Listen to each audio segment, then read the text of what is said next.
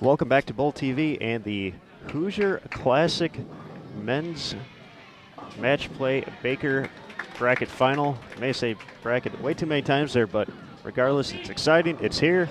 Let's do this thing. I'm Aaron Smith with USBC Communications. Our number 1 seed, Calumet, taking on Midland on 71 and 72. The number 4 seed, Weber International, taking on Purdue, the 5 seed, over on 73 and 74. These are best of 3 Baker matches, so they are going to go quick.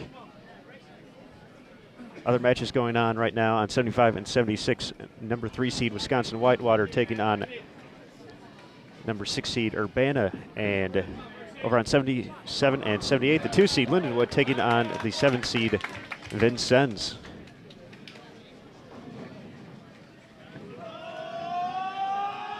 The 55-foot pattern has 23.85 mils.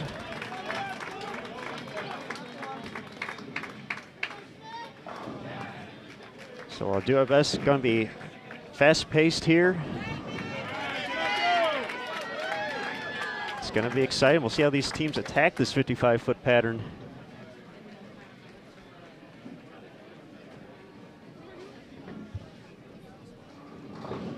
So much going on at once. We'll do our best to keep up.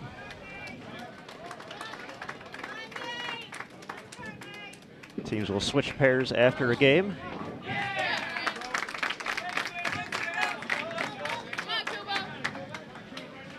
Calumet double and a tough 3.6910 conversion to stay clean.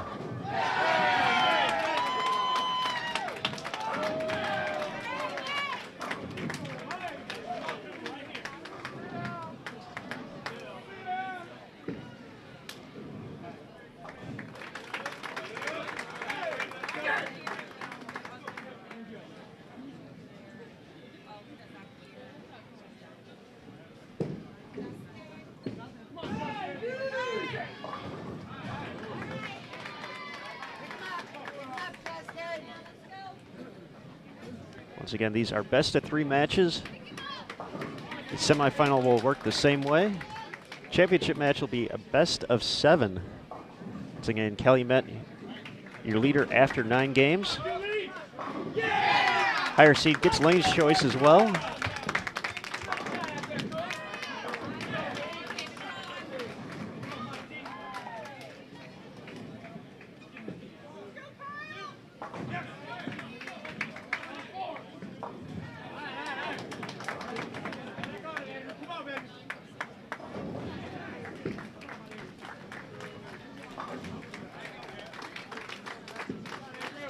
Early opens for Weber International and Purdue. Purdue can cut to a 1-pin deficit with a mark in the 4th.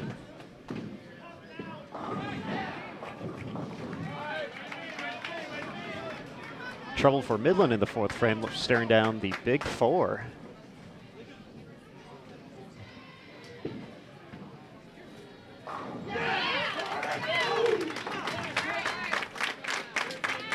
Purdue bounces back with a strike.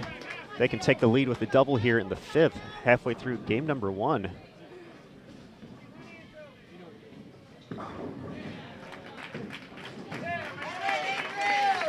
Andrew Anderson covers up the single pin for Weber.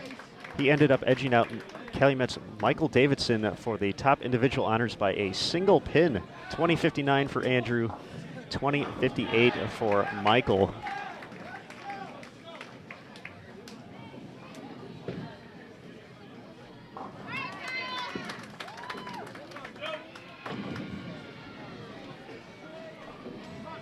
After Midland leaves the big four in the fourth, Calumet responds with a split of their own. The 4-6-7 in the sixth. See if Midland anchor Nick Pate can take some momentum from this.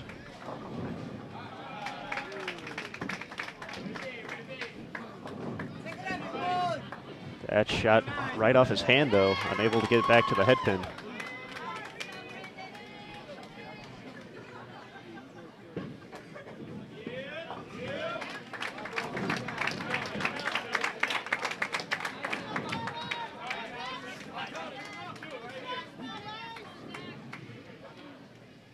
Much too close to call on 73 and 74 right now between Weber and Purdue here in game one.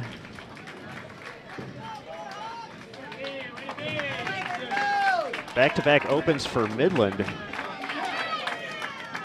They find themselves down 30, but can make up some ground here in the sixth. Calumet working on an open. And nothing fun to shoot at there.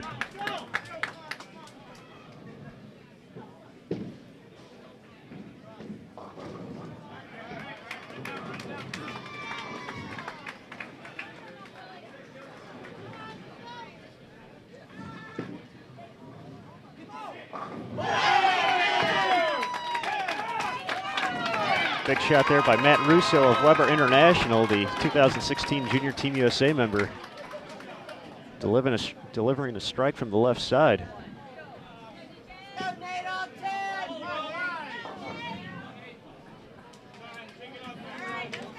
Back-to-back opens for Calumet, puts them at 120 in the seventh.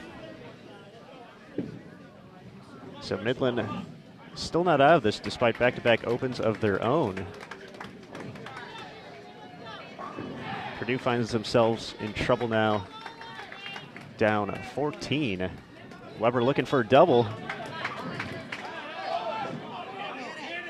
Slow roller gets it. What a break for Weber. They'll have to correct that score up there, but a huge double. First one of the match on 73 and 74. And once again, in the best-of-3 format, winning that first game puts all the pressure on the other team.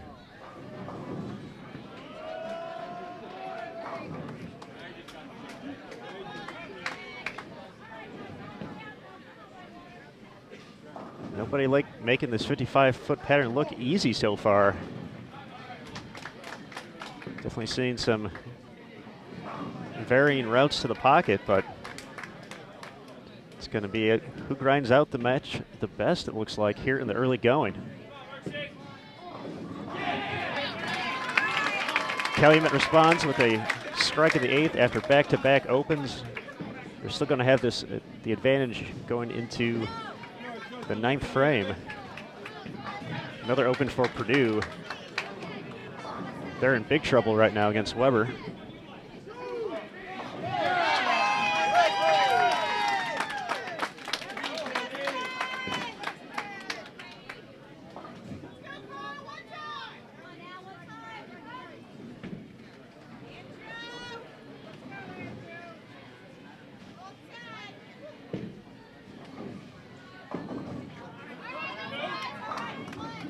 Big double for Calumet, setting up the 10th frame. They can shut out Midland now.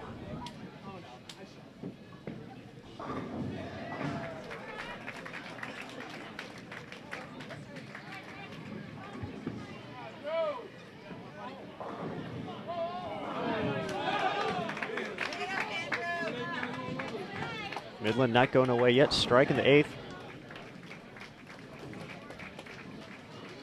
Put some pressure on Calumet with another strike in the ninth. Calumet's not going to give him the chance, though.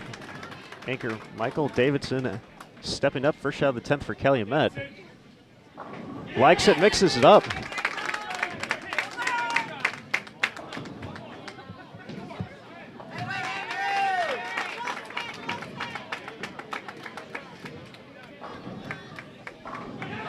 Midland not out of this yet. They can still shoot a 201. 9 spare here for Calumet would be 199. So they can lock it up with a strike here.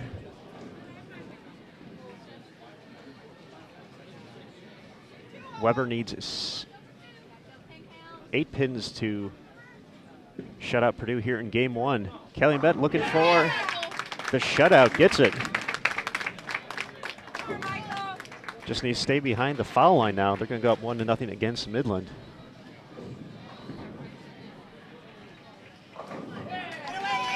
Andrew Anderson strikes 192. Weber's going to get the win, go up 1-0.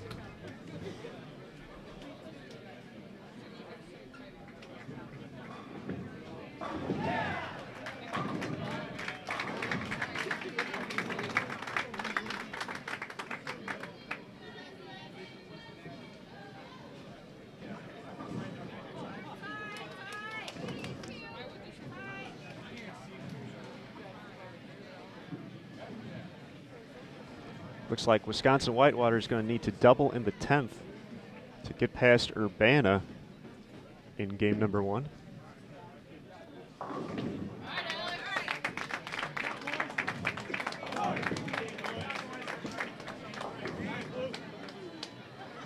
.209 final score for Calumet.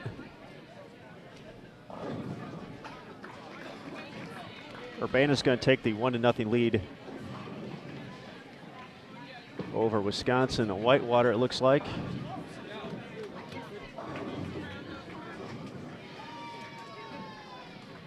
Looks like it's going to be Lindenwood. A little tough to see, but looks like they're going to sneak past Vincennes in the first match.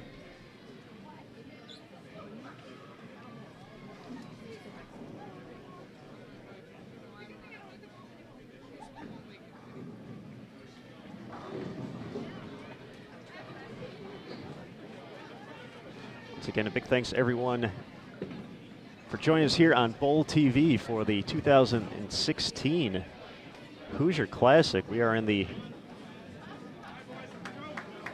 quarterfinal round of the bracket.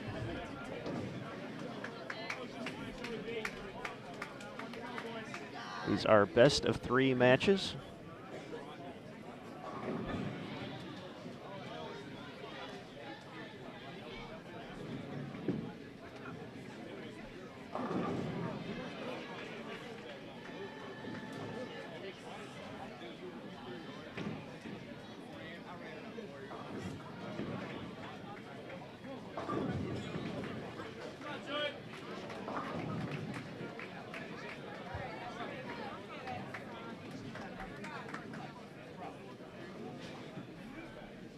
Purdue taking their time to finish this match.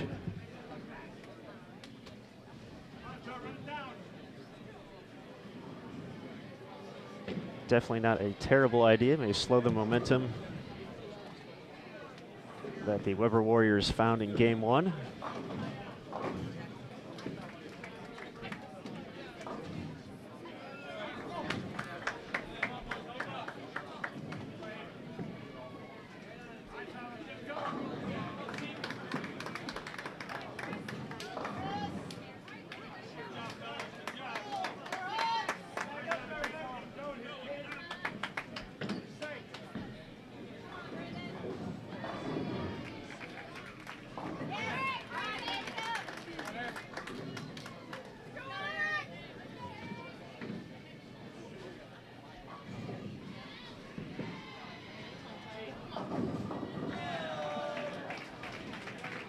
Rough start for Calumet here, looking at back-to-back opens possibly after a split in the first. The washout in the second.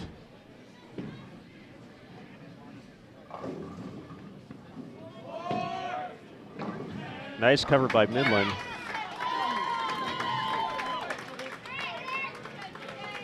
.192 to 144 victory for Weber International to go up 1-0.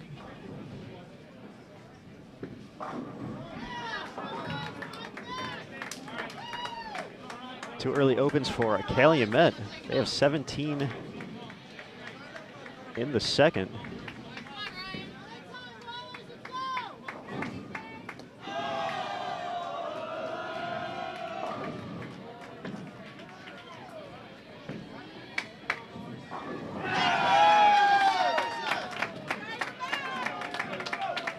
Weber looking to keep it going. Starts off with a strike on 74.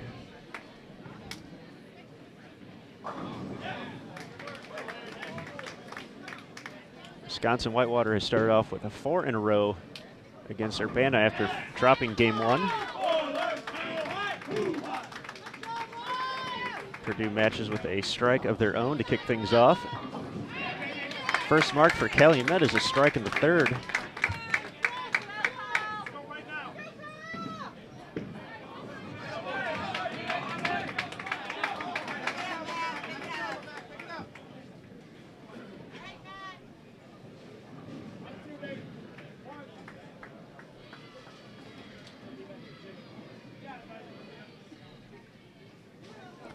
Have a Nick Hoagland sighting down lane. Taking care of something down there, a few pairs to our right.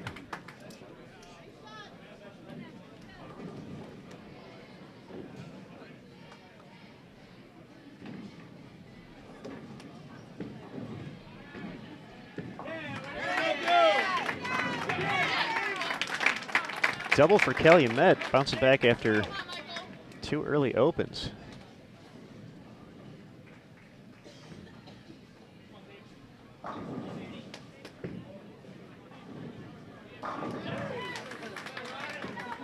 The response from Midland, all 10 back.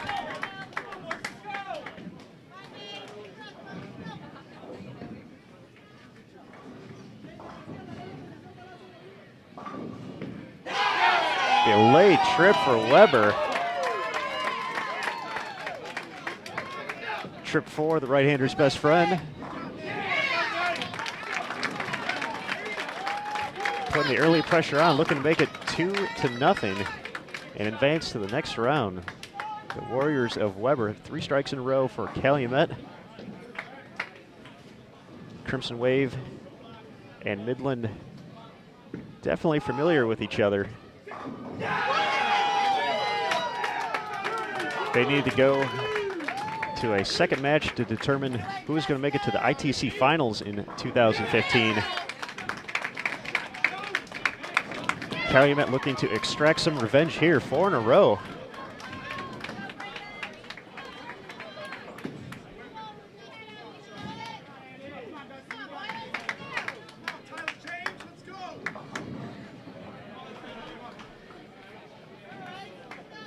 The open for Midland, and the momentum in that match has just completely swung to Calumet. Looking to make it 5 in a row.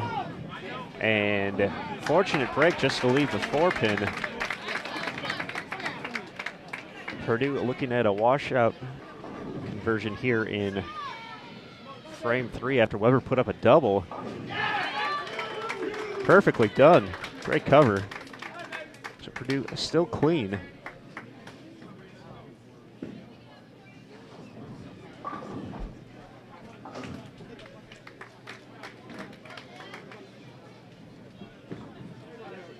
Tough spare for Weber here, and only gets the 2. So they're at 92 in the 5th now.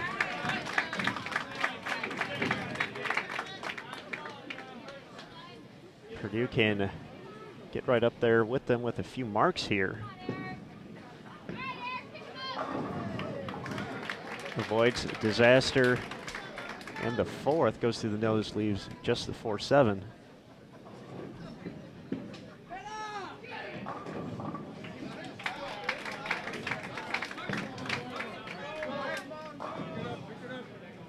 Wisconsin Whitewater has struck on 7 of 8 shots over on 75 and 76. Looks like they're going to even it up against Urbana.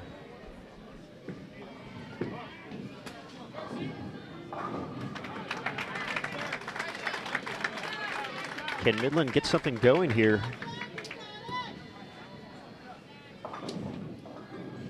In the back half of game 2, they're going to need it. Calumet stole the momentum back after back-to-back opens to start. Midland unable to get the 4 to trip out in the 6th.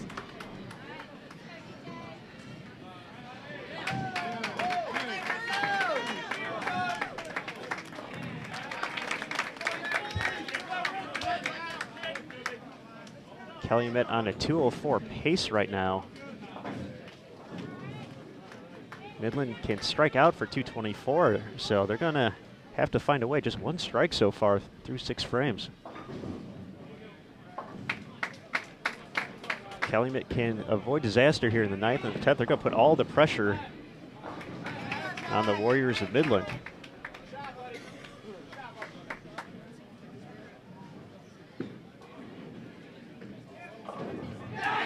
Purdue gets the crumbler. Looking to even this match at 1.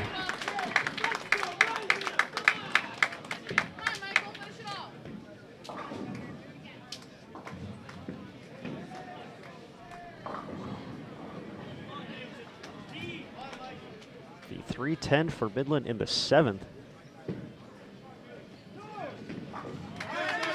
Drops their max at 212, so Calumet has the opportunity to shut out and win this match.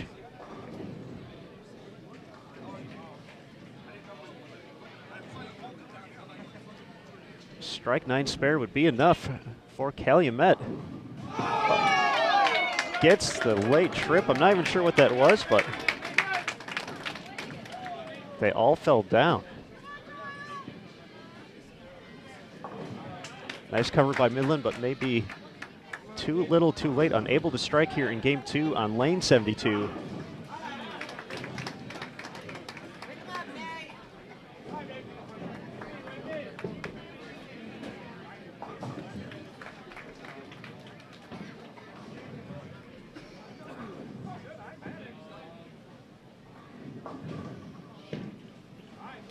That shot right at target for Calumet, so if they convert it, they can get to 210.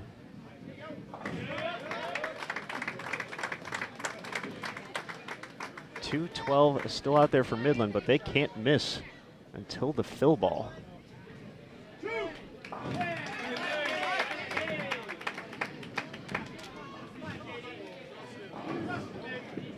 Must strike situation for Midland. Cross is over, staying alive. The name of the game here.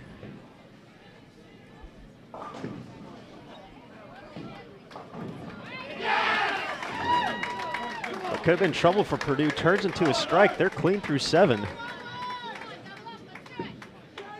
Holding the advantage over Weber, down 1-0 in the match. Must strike for Midland.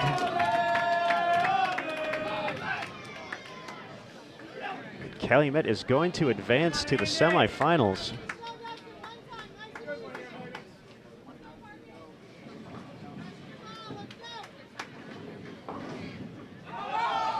Just for good measure, Davidson picks up the washout. Throwing pins everywhere. 210 will be enough for Calumet to advance over Midland, 2-0.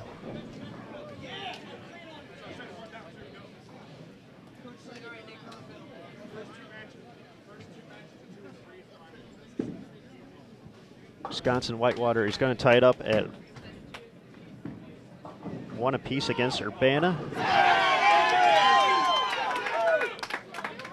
Weber not going away just yet. They can punch out for 208.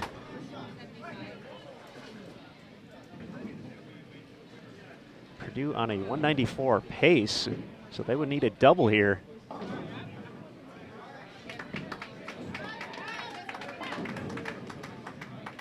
They've been flirting with disaster all game. A few shots have gone high. They've avoided any splits so far, though, and have cleaned up everything in front of them.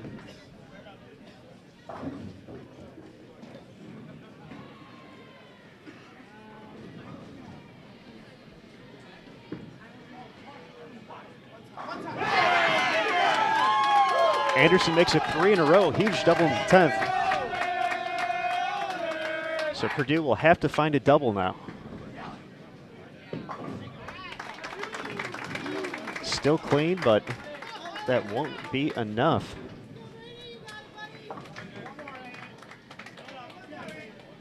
It looks like Lindenwood is going to advance against Vincennes, 2-0.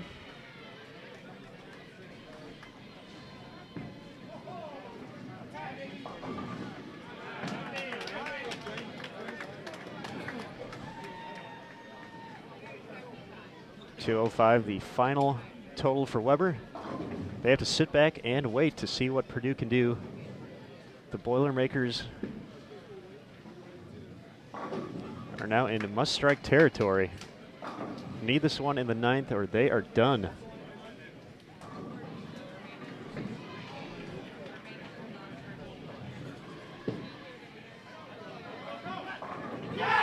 What a shot. Pressure situation.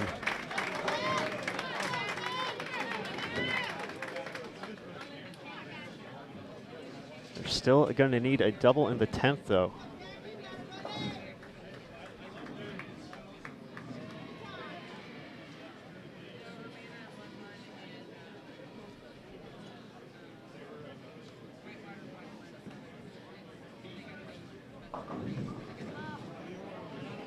So it looks like we might just have one match going on after this. Unless Purdue can find a double.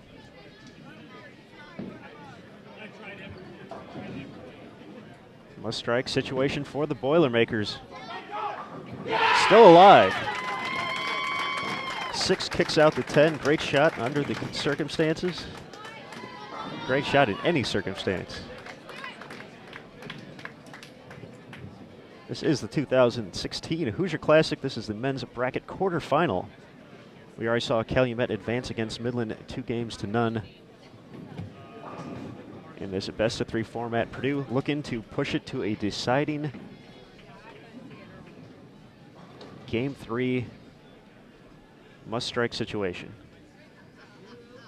Anything less, Weber advances.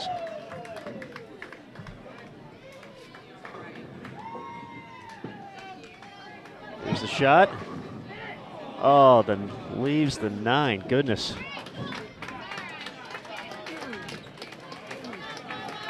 Not much you can do with that. Was looking for a hit. And 2:03 will not be enough. Weber International is going to take the 2-0 victory. To advance on, they're going to take on Calumet College in the next match.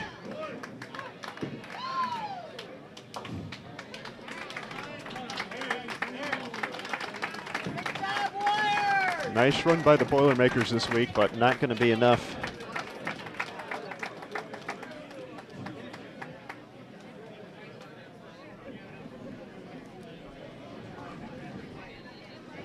All right, folks, hang tight. One match left. We're going to turn the cameras, so hang on for a sec. Don't go too far. Bonus coverage of Urbana and Wisconsin Whitewater coming up in just a second.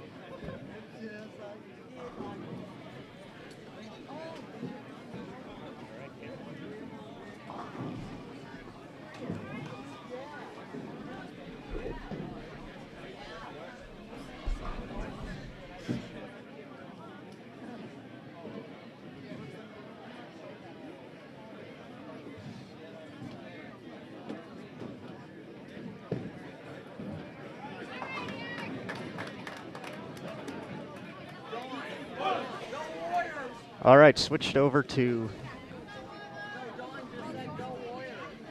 Urbana and Wisconsin Whitewater. Urbana is on the left, Wisconsin Whitewater on the right lane. So far, Urbana getting ready to step up in the 4th frame right now. They've gone 9 spare, 7 spare, 9 spare. They have 36 in the second. This is their 4th frame.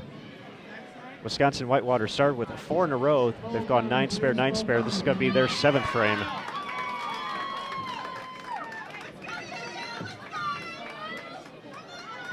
Urbana delivers a strike in the 4th.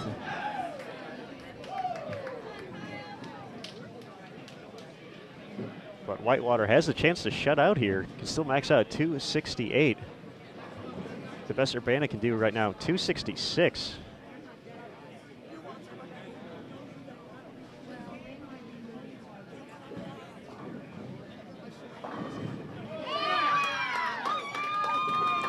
Double for Urbana in the 5th.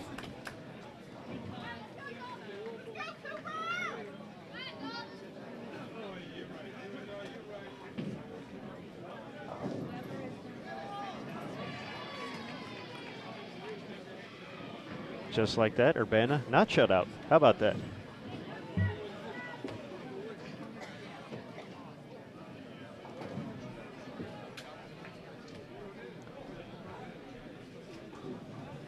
So max score of 248 still possible for Wisconsin Whitewater, looking to clean up the 7-pin over on 76. Nice break for Urbana. Crossover Brooklyn to make it 3 in a row.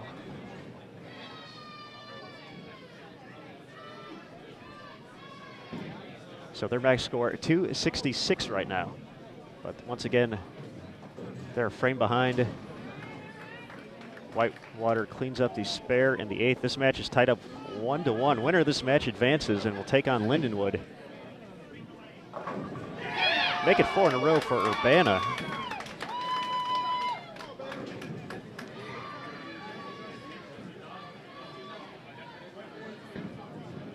Ninth frame, Wisconsin Whitewater coming up next.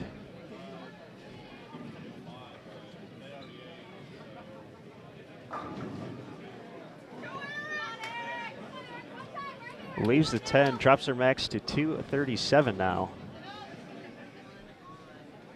So Urbana could have a miss in here, make a spare, and punch out to shutout.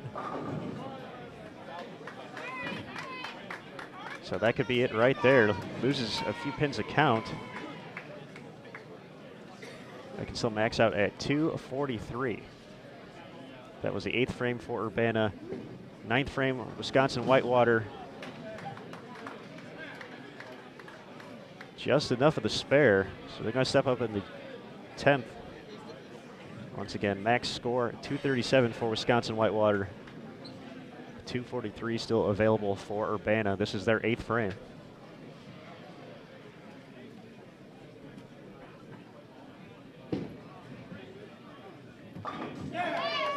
Big spare of the 1-2-4.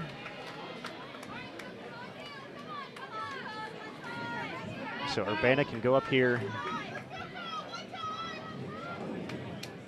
throw a strike in the 9th, a double in the 10th to shut out with good count. Whitewater's going to go first, though. First shot, 10th frame. Light mixer leaves the 4. Drops them down to 226 now.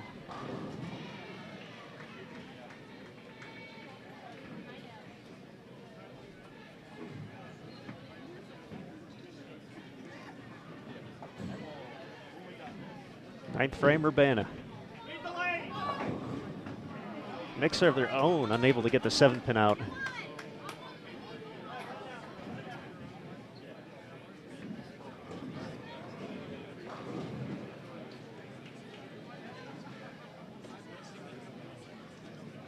So Urbana, with a spare, will have a chance to win this.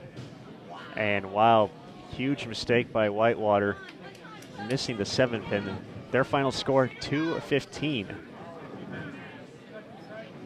Urbana just needs 2 marks and good count now. Can still max out at 232.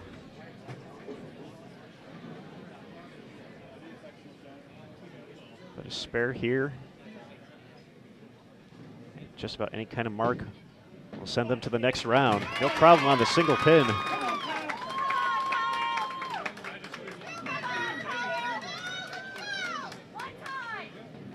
So Urbana must mark to advance. 9 out here would be 201, or 210, excuse me.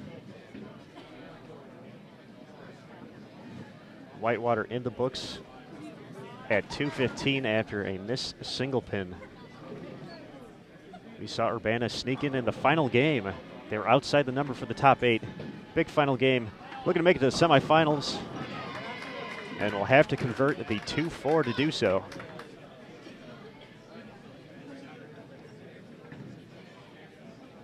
A conversion and 6 would send Urbana to the next round.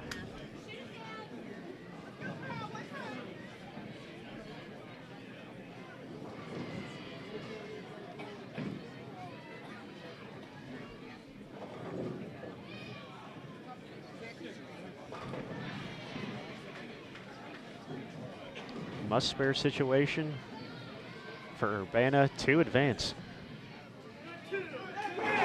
Takes care of business. Still needs 6 to send his team to the next round.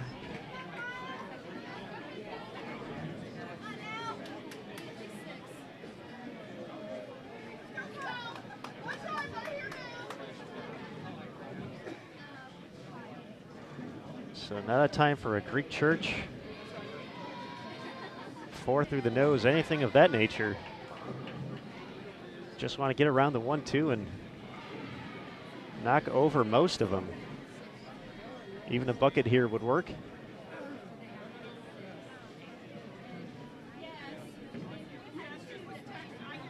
Final shot of the quarterfinal coming up right here at Western Bowl for the 2016 Hoosier Classic. Urbana needs 6. That's 8.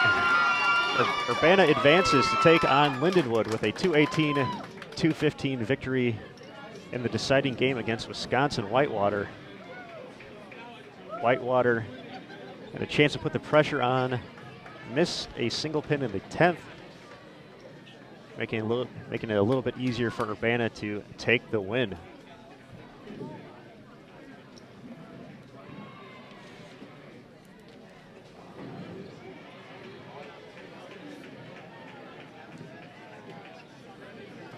We're now down to 4 here at the 2016 Hoosier Classic.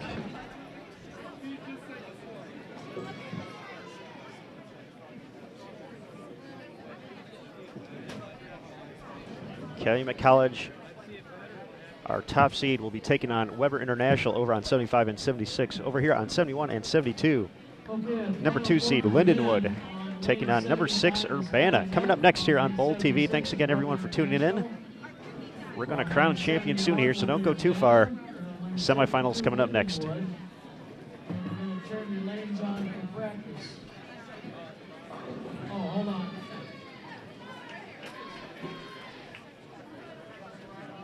This will be another best 2 out of 3. The final championship match will be best of 7 for men's bracket for Baker.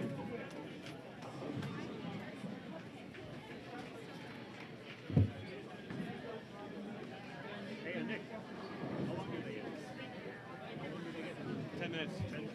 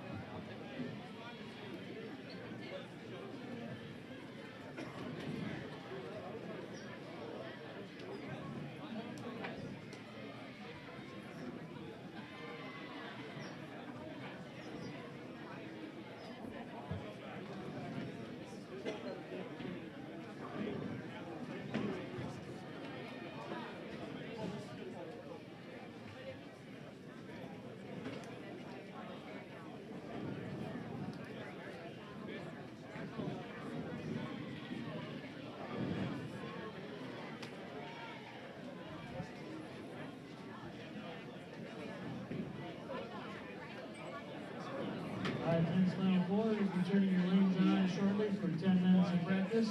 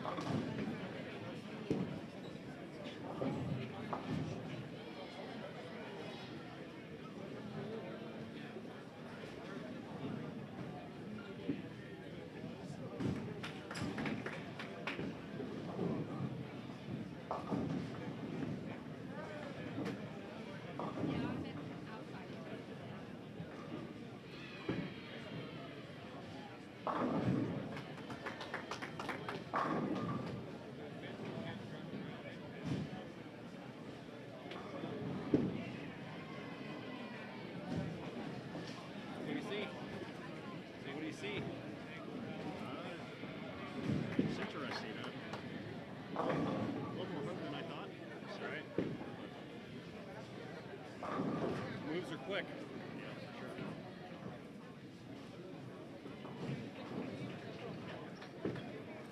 You had some guys playing out, some guys on the track, and some guys playing, pretty much playing wherever you want. You know, it's a good thing.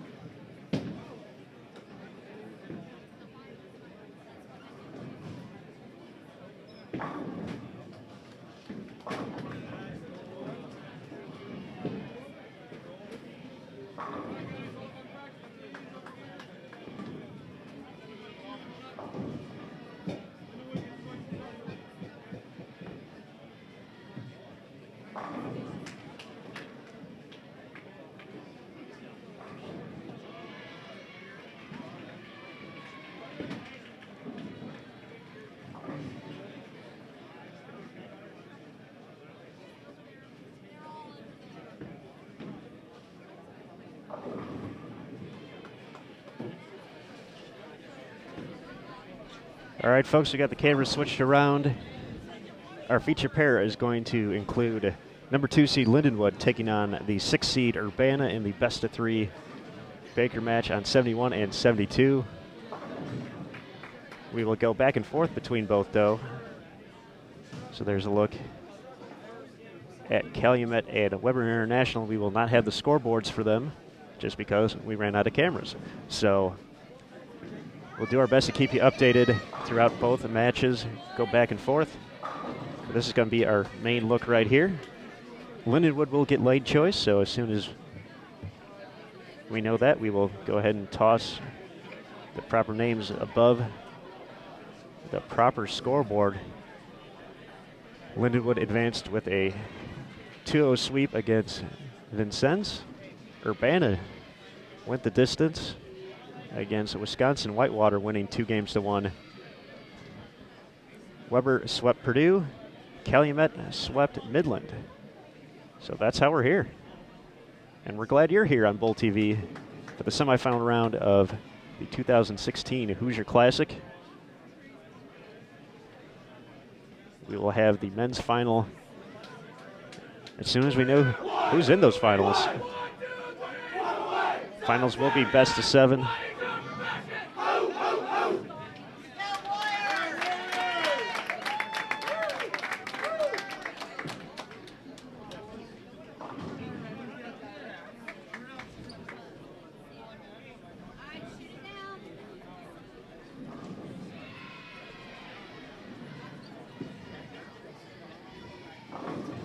We've seen several different strategies applied so far here on this 55-foot pattern. Nick Hoagland, the evil genius behind it all, mentioned that in between the break. So it's going to be interesting to see.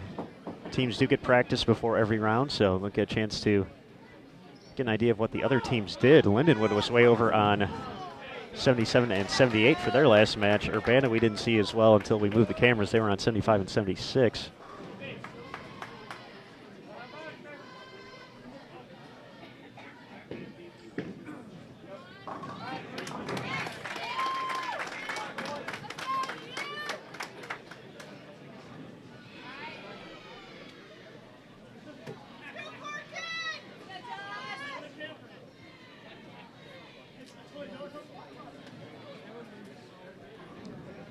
Calumet started off with a spare. Weber looking to match. First frame. No problem.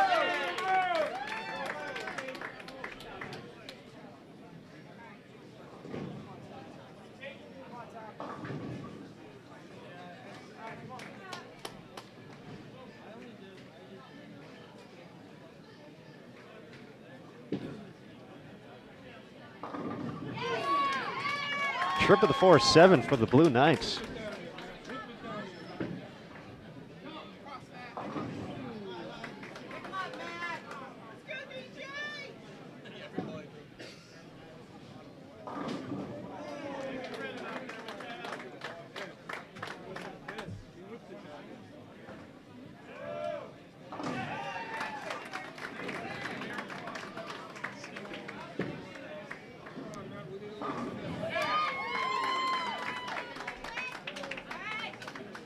Just realized that said Lindenwood up at the top.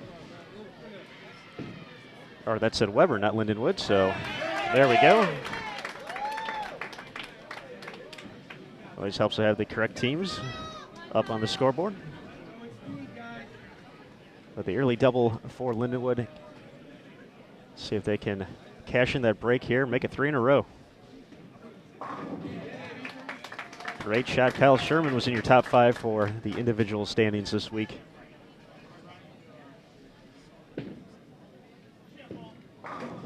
A lot of shots just like that. 3 in a row for Urbana.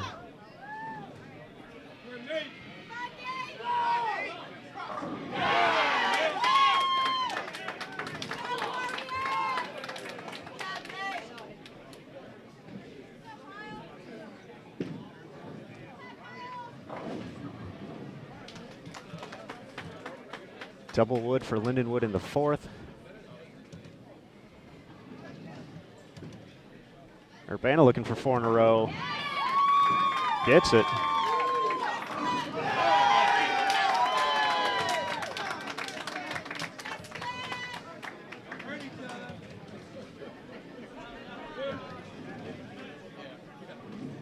Looks like Calumet's getting something, or waiting to get something reset, perhaps? No. Just looking at the wrong lane. In the 3rd frame, Weber already getting ready for the 5th. Covered by Lindenwood, so for Weber, 9 spare, 7 spare, double. Calumet is clean, 8 spare, 8 spare, 8 spare. 2 of those splits though. 6th frame, Urbana.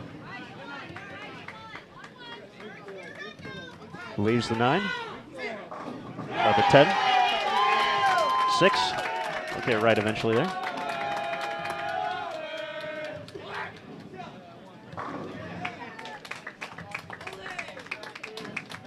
4 out of 5 for Lindenwood to start game 1 of the semifinals.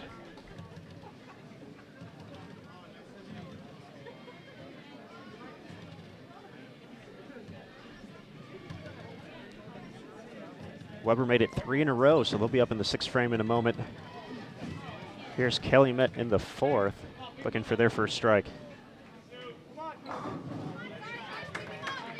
Ring the 10. Urbana unable to cover the single pin.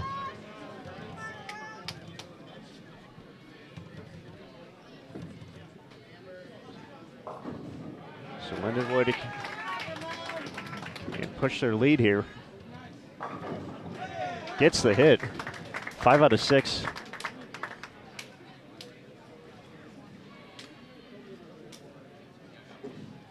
Now up 21.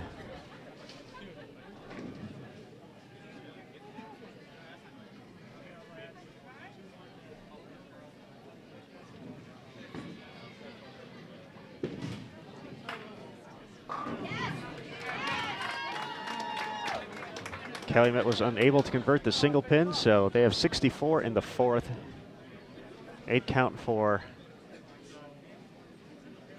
Weber in the 6th. Problem on the spare. They have 115 now in the 5th. The spare working in the 6th. So advantage early on going to Weber. 7th frame, Lindenwood.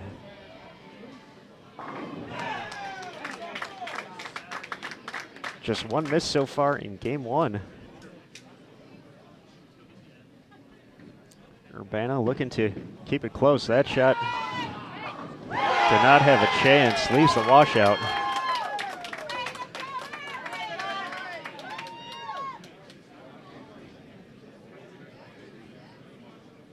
That latest applause courtesy of the Weber faithful. They delivered a strike in the 7th. Looking to gain the early lead in the other semifinal.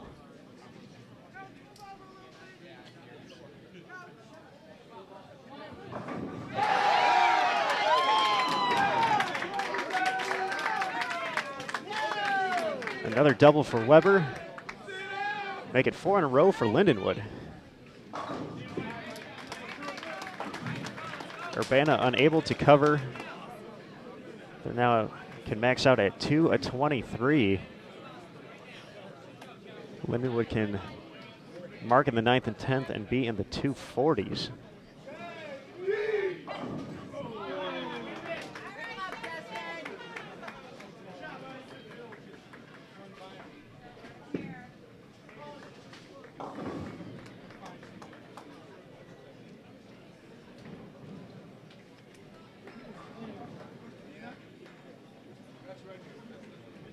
So Urbana is going to need some strikes and some help. Great shot in the 9th.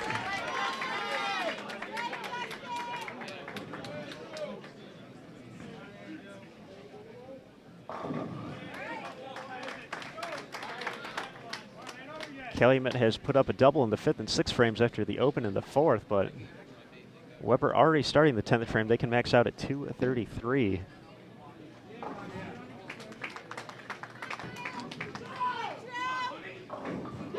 Andrew Anderson delivers the first strike for Weber. So 230 still available. So game one's going to go to Lindenwood. So we'll switch over and show the end of Weber and Calumet. This is Calumet in the 7th frame, working on 2 in a row. Make it a 3-bagger.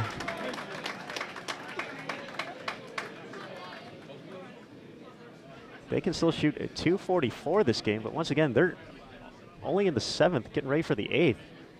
Weber already in the 10th. So if Andrew Anderson strikes here, very little room for error. 10 back.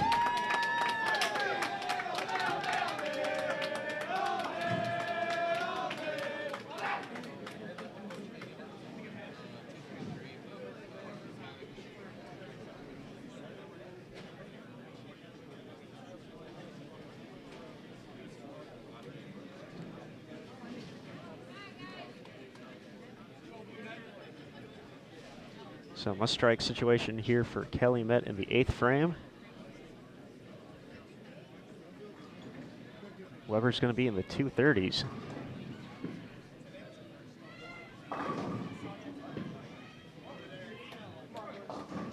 That's going to do it. Weber's going to go up 1-0.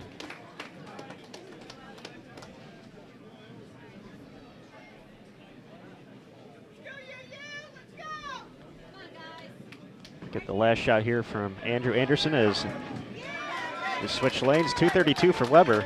They go up 1-0.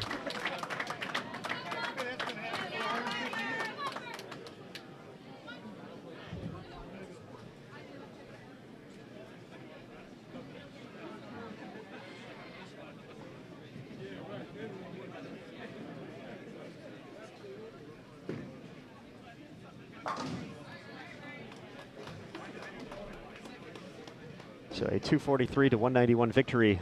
Lindenwood over Urbana in game one. Start game two with a strike on 71.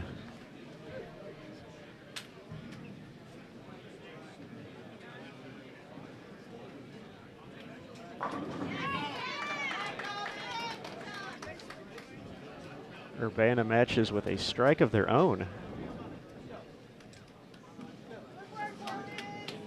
We saw their resilience in the quarterfinal match.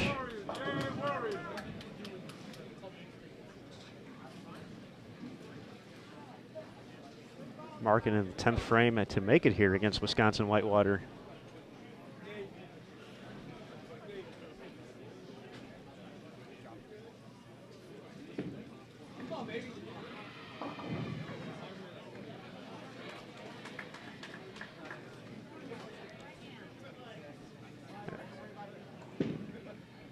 The first time we've seen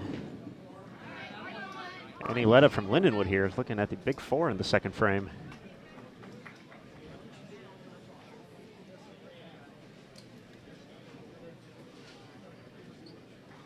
So again, a big thanks to everyone for joining us here on Bowl TV. This is the 2016 Hoosier Classic at Western Bowl in Indianapolis, Indiana. I'm Aaron Smith with USBC Communications. Big thank you to everyone for joining us here in 2016. Big thanks to the staff at Western Bowl, along with the tournament committee who makes this event something special as the final regular season event of the 2015-2016 USBC Collegiate season.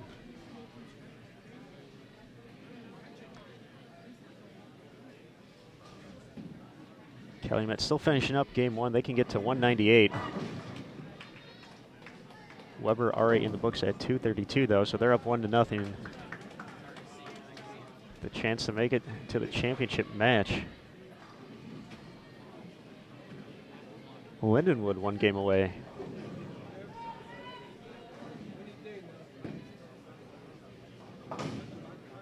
But are looking at an early open here in game 2.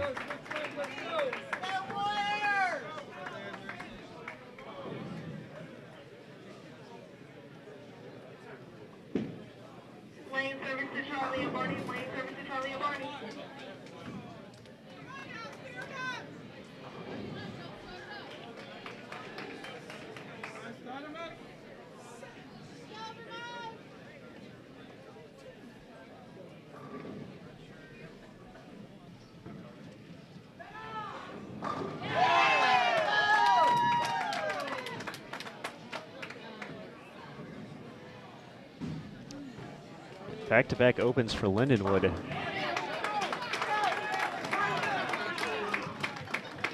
Put the early momentum in Urbana's hands.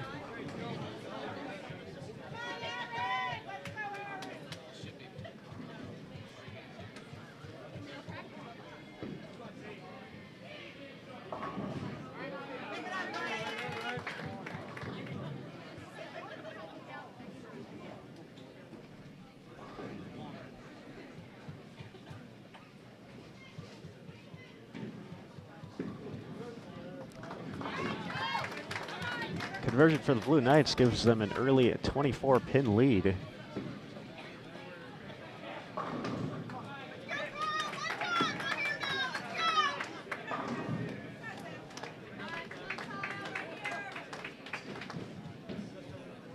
And the 9-pin we saw end Purdue's run sneaks up here in the 4th frame for Lindenwood. The Boilermakers had a chance to double in the 10th to force a deciding game 3 against Weber in the quarterfinals. Got the first one, but a 9-pin stood on the second one, giving Weber the 205-203 win in the match and a 2-0 sweep.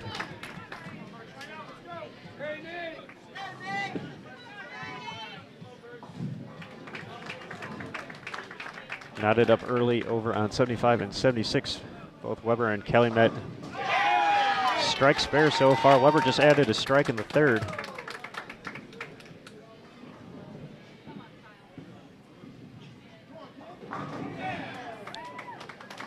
Double for Urbana extends their lead. Now up 34. So we hit the 5th frame.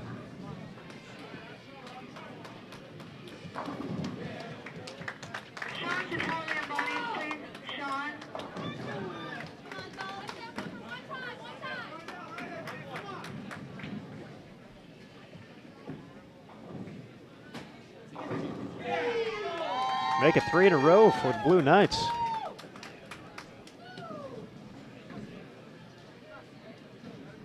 Early momentum here in game 2. in hopes of game 3.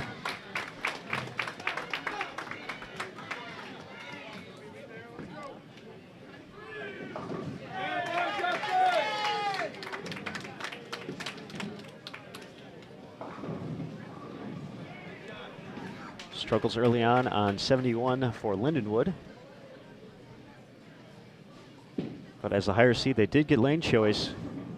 So they saw something in their 10 minutes of practice about what was happening on 72, that if they got to a deciding game, they wanted to finish there.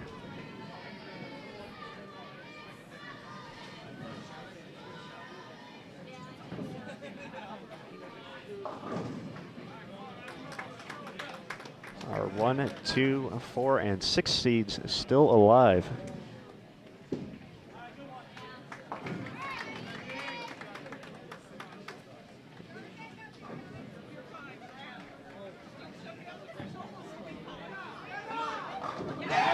Urbana's on cruise control right now. Lindenwood's going to have to show that they can throw a few strikes to put any kind of pressure on Urbana. Weber has exchanged strikes and spares so far through 5. Calumet clean through 4, started with a strike, followed by 3 spares.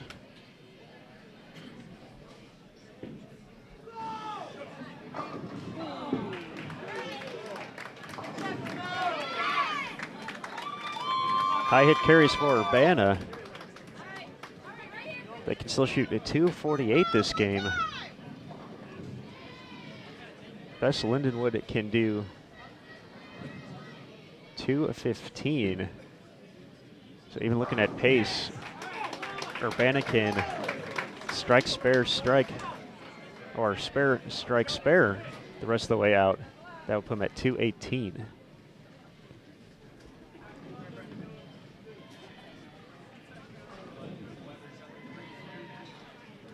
Strike in the 9th will pretty much wrap this up for Urbana.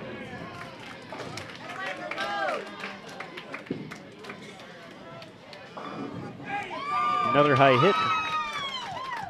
All 10 fall down once again.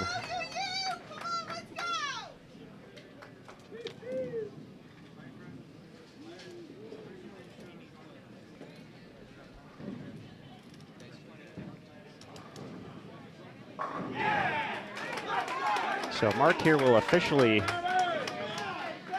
give Urbana the win. 9 out would give them .215.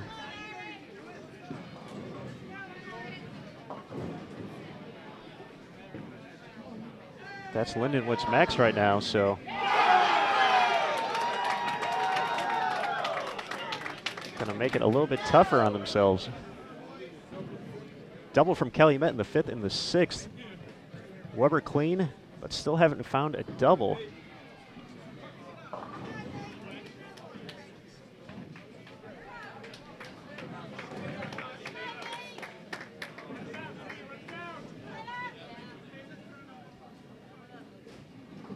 So if Urbana can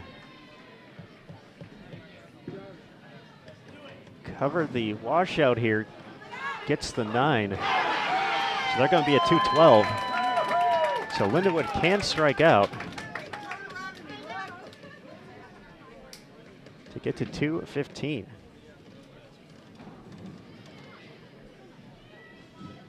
Oh, must strike a situation for the Lions. Still alive. We'll take a quick look over at 75 and 76. Calumet staring down the 369.10. That would give them 123 in the 6th with a spare working in the 7th if they're able to convert. Weber just found their first double.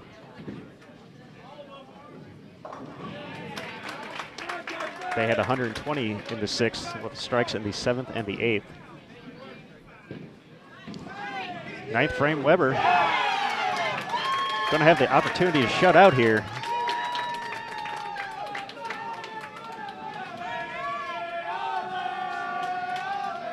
Must strike situation, Lindenwood. Don't count the Lions out just yet.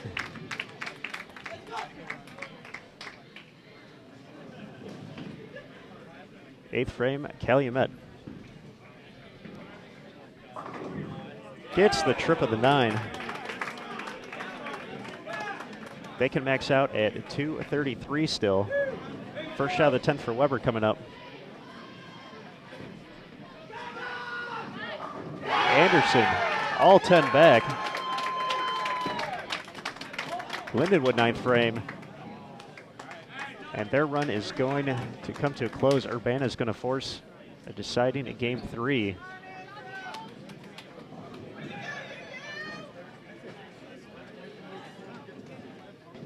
Weber International has already struck once in the 10th. They can max out for 240. 9 spare here would give them 229. Calumet still has 233 out there. So this is to shut out and make their way to the championship match. Needs a strike. Gets it. Weber's going to advance with count on the fill ball.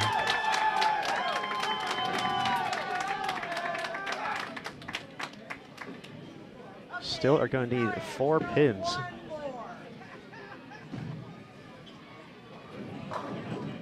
And don't even need that now.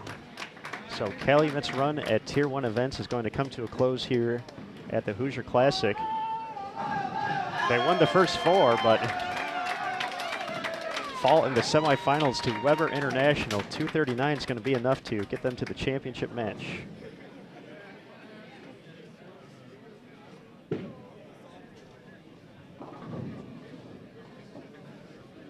So we're all done on 75 and 76. We know half of the title tilt.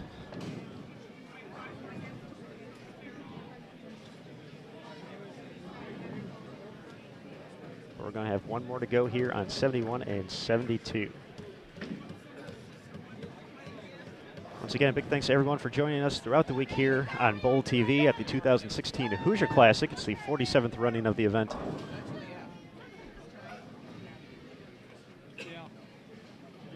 Big thanks to Columbia 300, H2M Management, Kegel, and Logo Infusion for their support of this event. And of course, a big thanks to all of you for joining us on Bowl TV. We certainly know these student athletes appreciate it.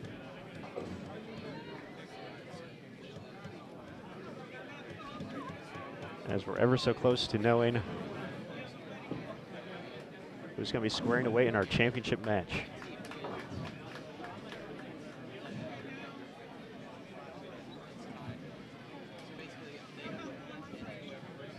Championship match will be on 73 and 74. They will get a chance to practice, so once again, we'll have to adjust the cameras a little bit for that.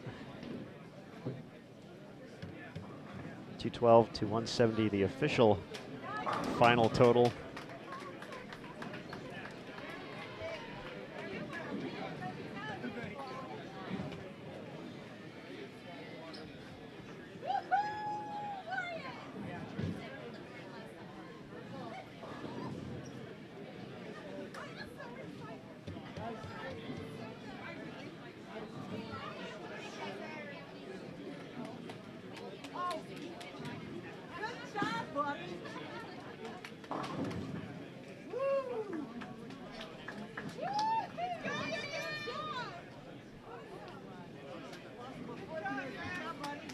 Once again, Lindenwood got lane choice as the number 2 seed.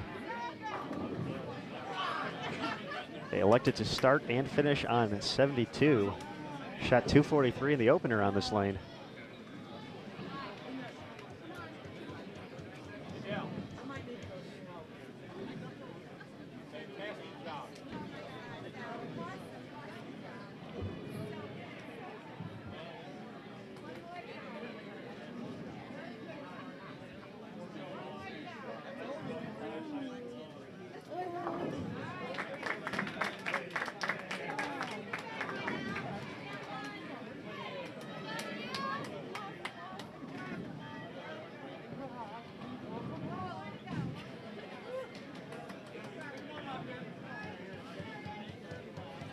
Early miscue from Urbana, unable to convert the single pin.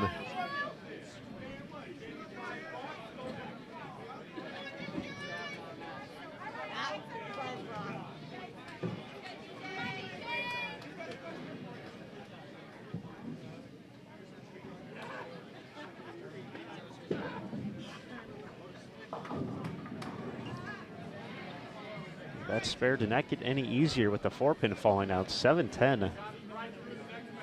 Urbana's going to need a monster of a hit here to avoid back-to-back open frames.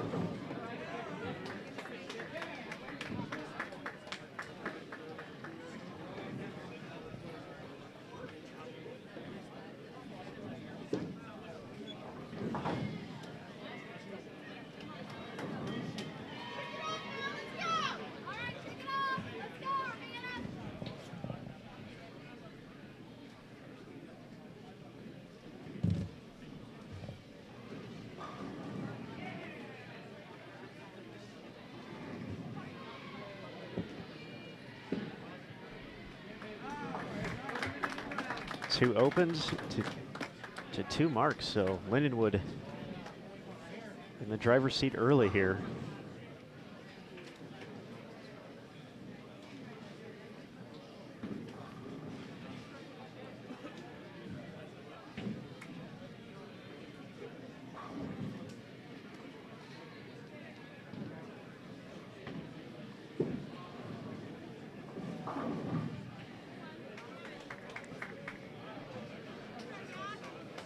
Four-pin for Urbana. First time on this lane, they shot 191.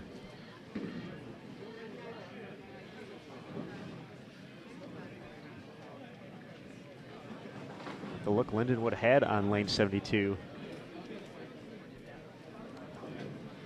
in the opener. Don't know if that would be enough.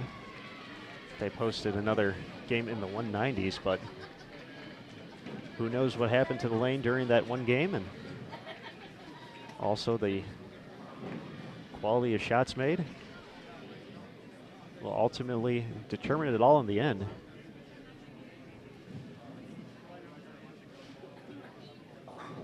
But the Lions have avoided the mistakes so far. Third frame. Great shot from Kyle Sherman.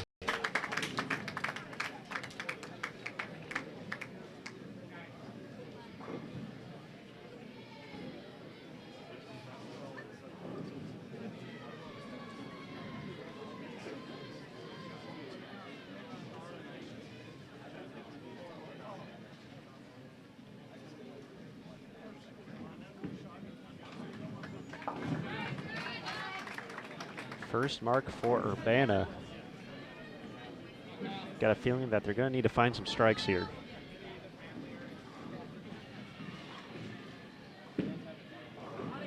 Fourth frame, working on a strike. Ronnie Fujita delivers.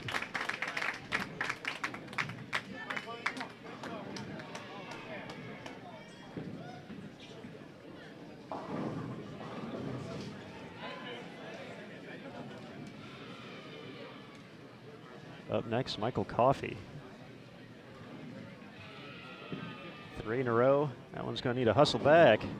Comes in light, leaves just the 2-pin. Once again, Urbana's going to have to show that they can throw some strikes here. Right now, Lindenwood just needs to stay out of their own way. Fill frames. And a third open in 4 frames for the Blue Knights. In big trouble early in the deciding game.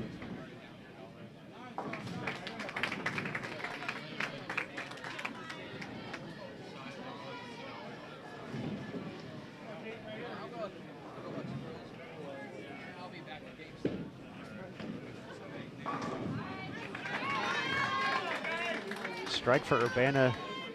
They're going to need to ride that momentum and get a few more here.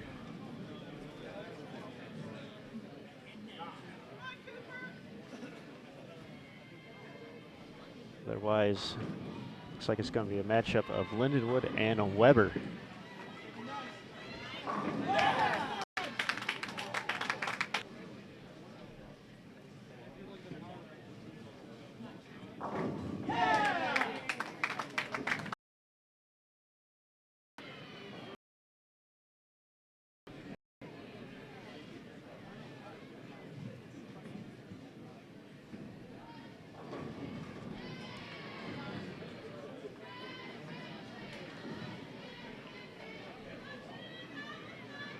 All right, we're back in action. It appears we had a brief delay with the internet. We're back at it though, 8th frame. Urbana hanging around after a few early opens, 4 strikes in a row. They're going to need some help from Lindenwood though.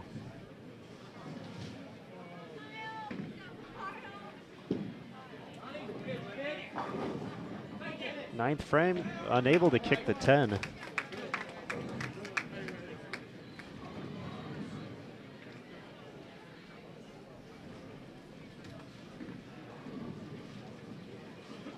Makes this match a little bit closer, but still must-strike situations here for Urbana. 9th frame.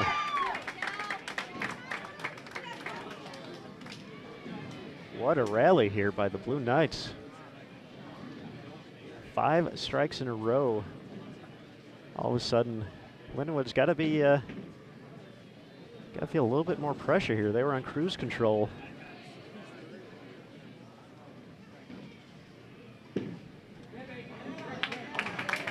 And still have the match in their hands, but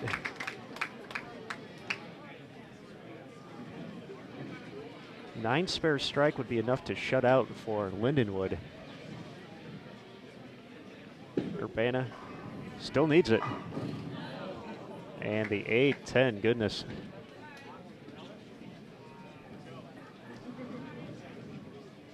So that quickly ends the drama here, unfortunately for Urbana.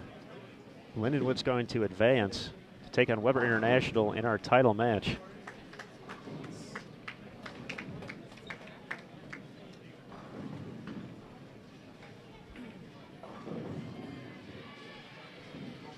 Great run by Urbana, though, making it to the semifinals, winning the deciding match against Wisconsin Whitewater. Of course, a big game in Game 9 here on Bowl TV to jump back into the top 8. Unfortunately for them, their run ends here. A second 191 on lane 71.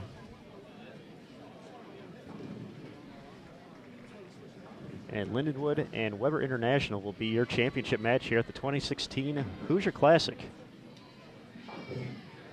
Who's going to have the opportunity to decorate the masking unit after this best of 7 game? We'll know, folks.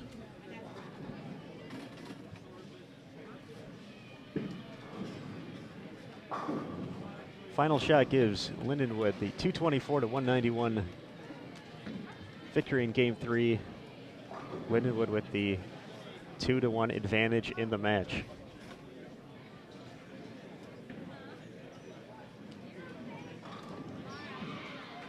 Lindenwood, Weber, coming up next here on Bowl TV. And we'll know our men's champion at the Hoosier Classic. Don't go too far. We're going to go switch the cameras again as they get practice started. So don't go too far. 10 minutes of practice, then it's go time. Best of 7.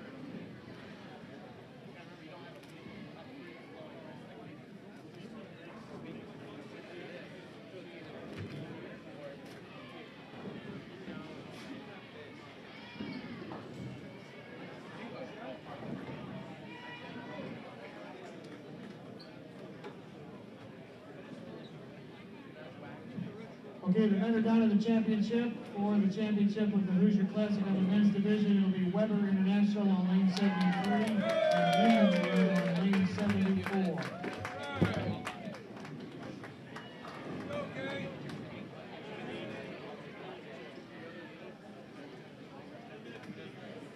Okay, we're going to turn your lanes on, 73 and 74, for 10 minutes of practice. This championship match will be Baker's best of 7.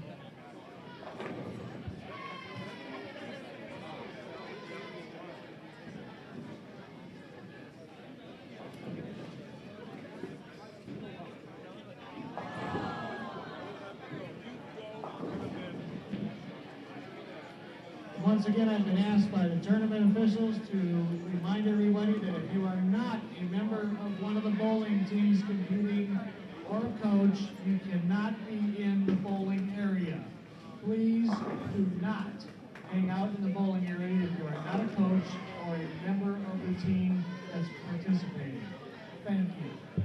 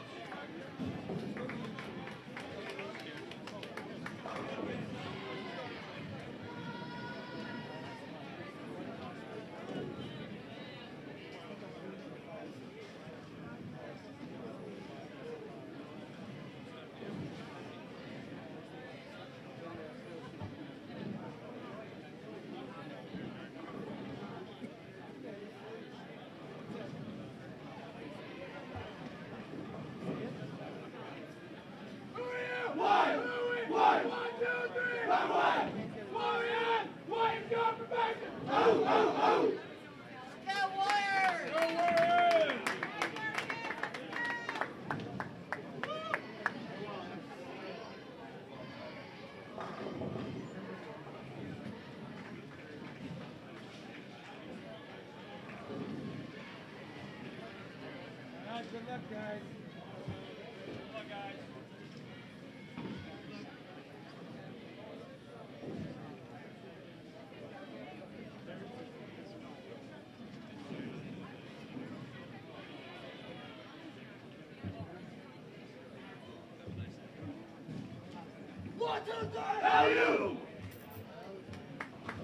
Ladies, after 7 games, your cut score minus 307, and your last cash minus 451.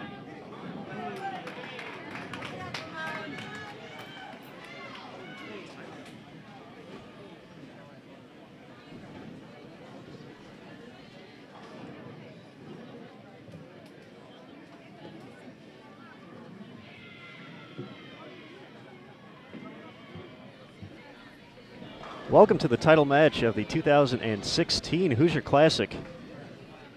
We have Lindenwood facing off against Weber International in the men's championship round. Lindenwood, your number 2 seed, got here by defeating Vincennes and Urbana. For Weber, they swept Purdue, and Calumet College, our number 1 seed, to earn their spot in the championship round. This is a best of 7.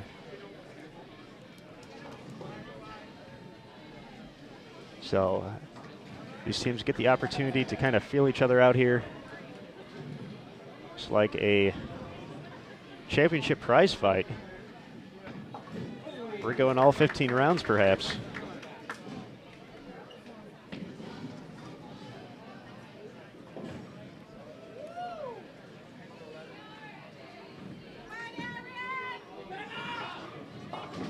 A lot of talk about this 55-foot oil pattern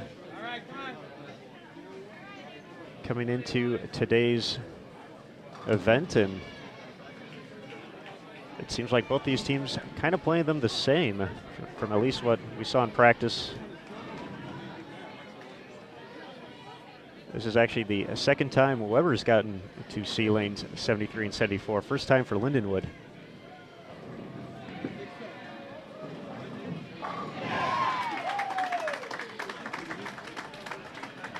Weber defeated another team in black and gold earlier on this pair. That was Purdue in the quarterfinal round.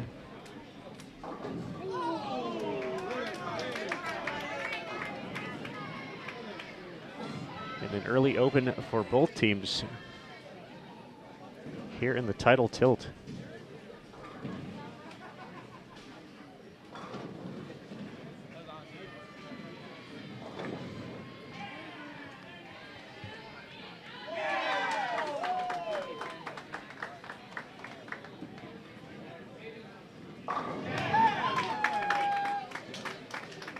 Lindenwood bounces back nicely after the open with a double.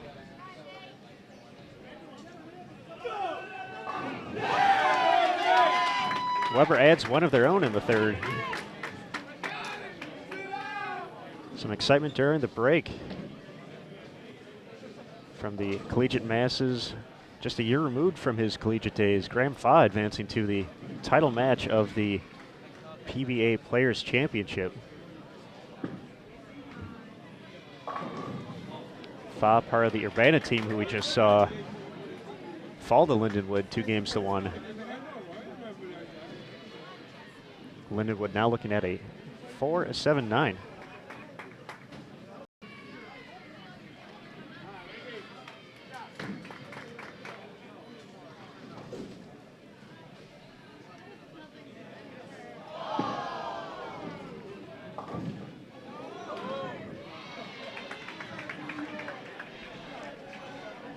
An additional O from the crowd. Got the TVs on the PBA here. So all the bowling you could handle at Western Bowl in Indianapolis. Multiple title matches all going on at once. So big thanks for joining us here on Bowl TV. I'm Aaron Smith with USBC Communications. We appreciate the continued support throughout the weekend. Remember, the women's championship match coming up next here on Bowl TV.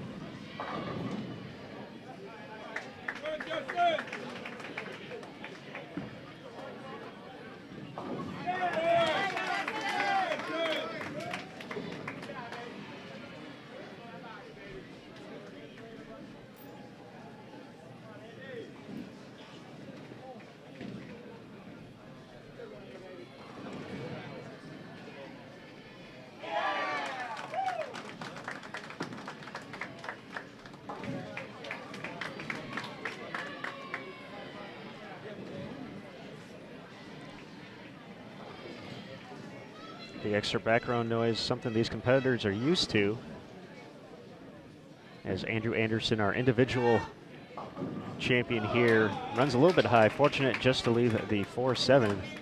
We do have women's qualifying going on from lanes 66 to the left. So we had 66 teams, so they're all the way down on 1 and 2, finishing up their qualifying.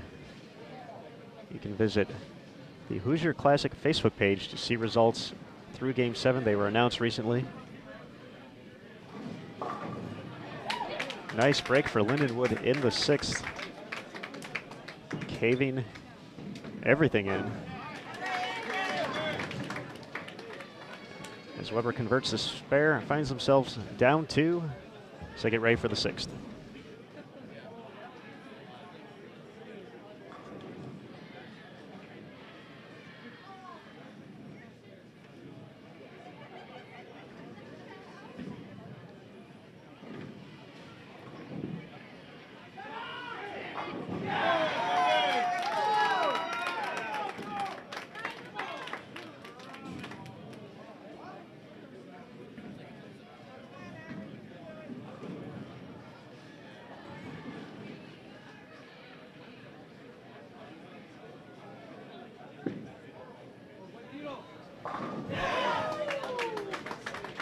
Lindenwood takes advantage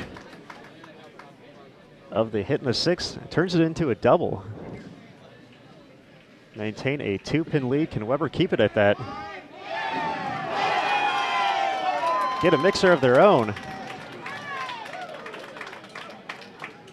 2-pin match through 7 here in Game 1 of the title tilt.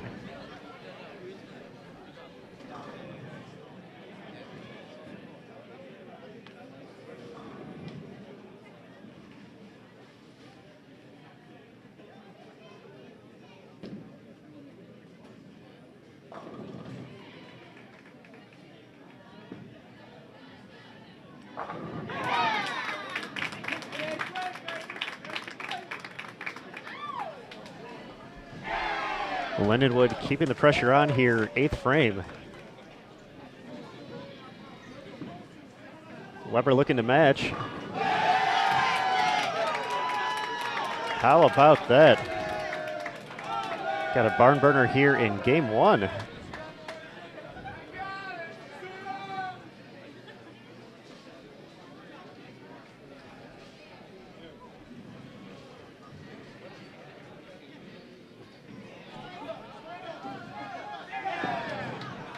Ninth frame Lindenwood. Line's not letting up here.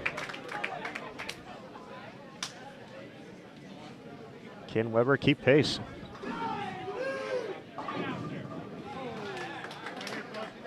Runs high, leaves the 4. That drops Weber's max score now to 211. Lindenwood can go 9 spare 9 in the 10th. That'll put them at 212. First shot of the 10th. Don't have to worry about spares with strikes like that. Lindenwood's going to take the early advantage here.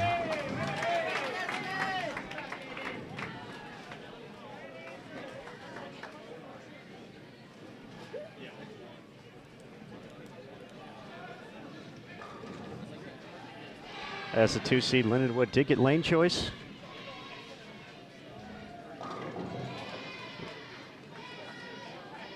So if this goes to Game 7, they wanted to finish on 73 as the higher seed.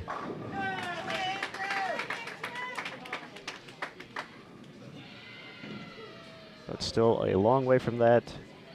This is a 55-foot pattern. We're competing on lower amount on the volume, 23 and change in mills. It has seen some traffic. There's no re-oil, so just the one oil. This pair has already seen 2 10-minute practice sessions as well as a match in the quarterfinal.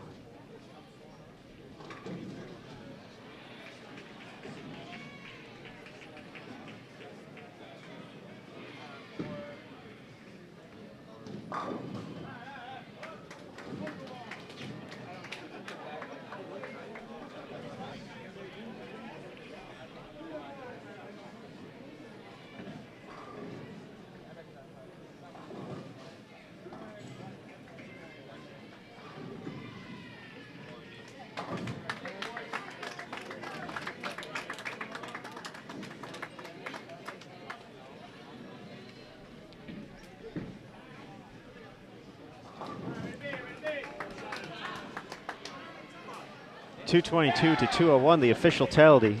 Lindenwood up 1-0.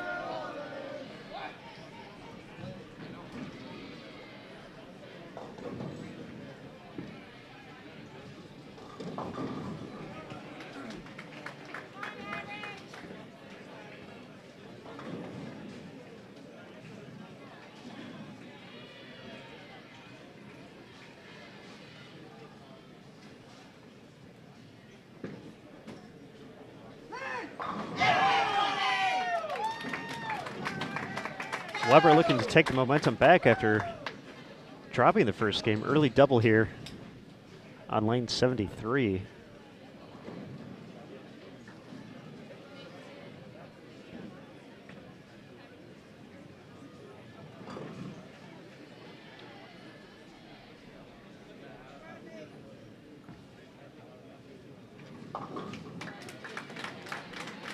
Lindenwood spares the first. Can Weber keep the momentum going? Nothing kills momentum quite like a 4-9.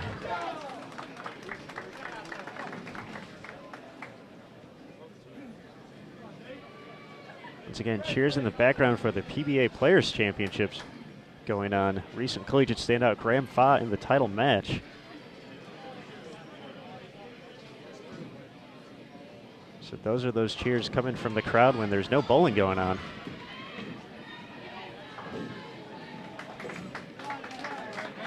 Weber only able to get one. Early open in the third.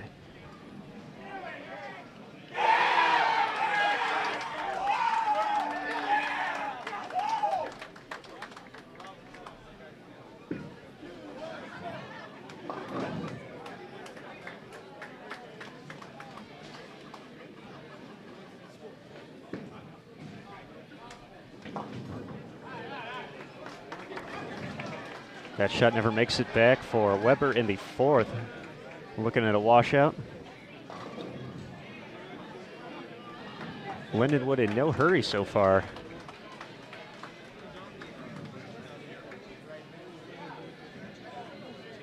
This is their first time getting to see 73 and 4. Back-to-back opens for Weber after the quick start with the early double.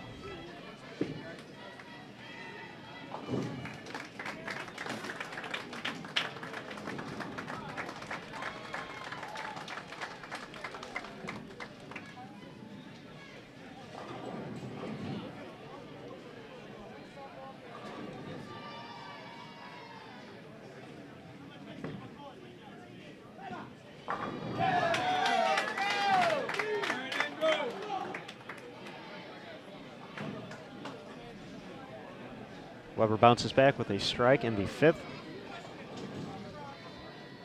Lindenwood slowing down the pace, though. Already up 1-0.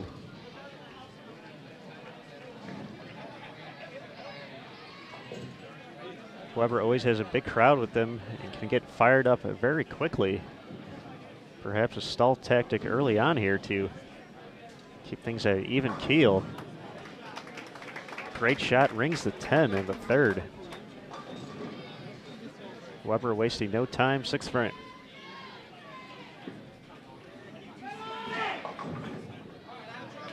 Fortunate just to have the 4-7.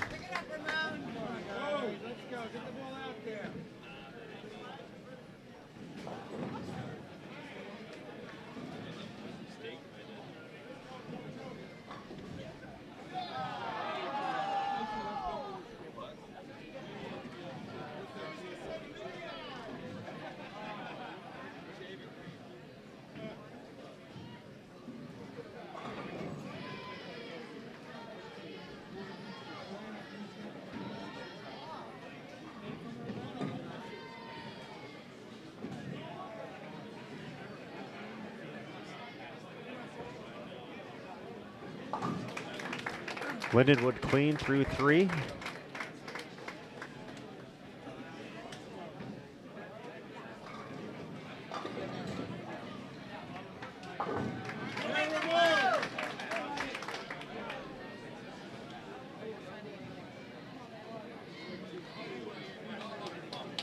No strikes yet for Lindenwood, however.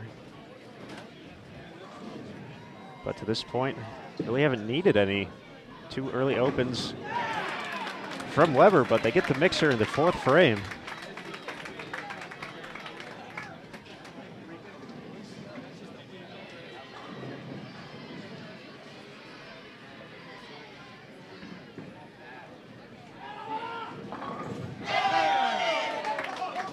Weber responds with a trip 4 in the 7th frame. Aaron Juradovich taking care of business.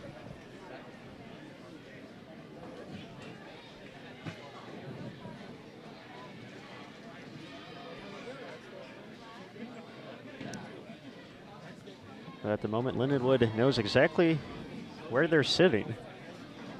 It's just a matter of making the shots now.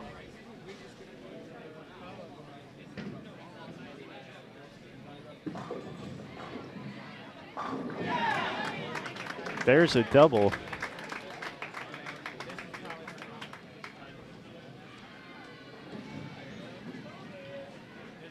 Lions taking care of business so far in game 2.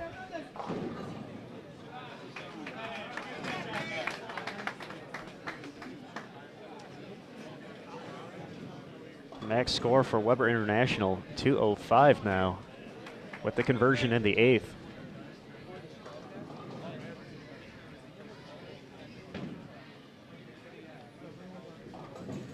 Lindenwood has that well within reach. We still have half a game to go. 6th frame. Mixer for the turkey. Now the Lions just need to avoid the mistake from here on out. They're going to have a 2-0 lead.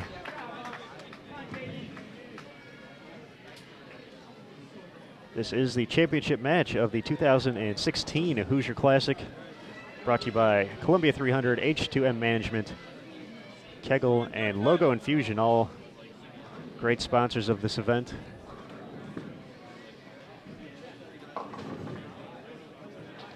And that more than likely will be it for game 2 for Weber.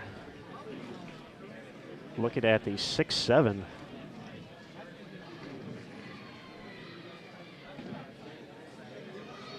If they're unable to convert, the best they can do is 182 if they get one. Lindenwood clean, working on 3 in a row, 7th frame.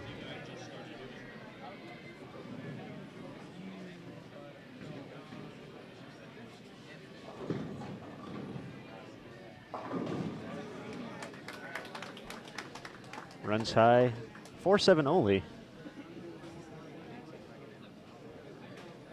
Once again, Lindenwood cruising right now.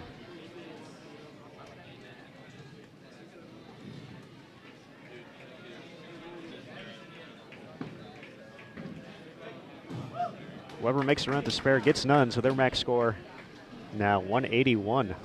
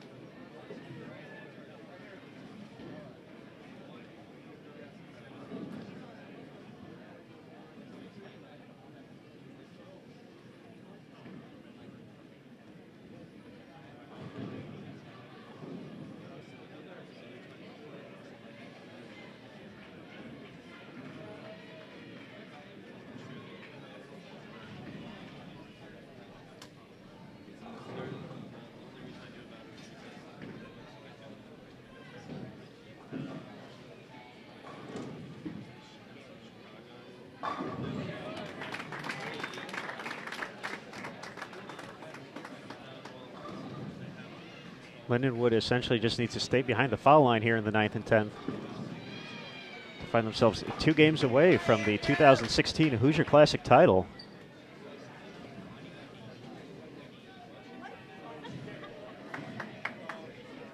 Can Weber get it going? They looked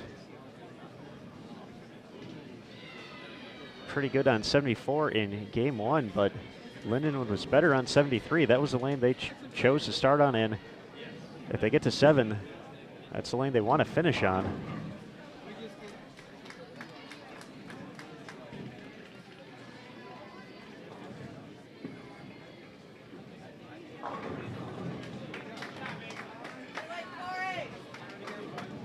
So we'll see if Weber can steal the momentum in game 3, or if Lindenwood will keep their foot on the pedal.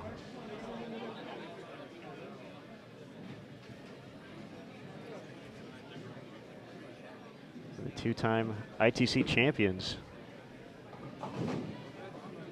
could be close to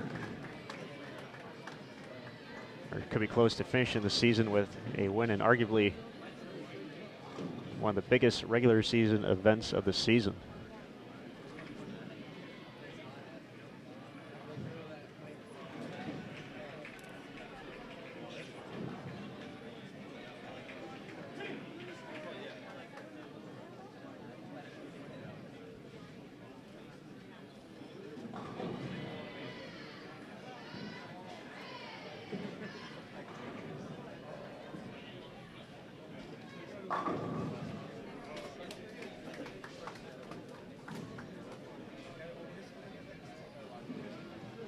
Just a matter of final score now.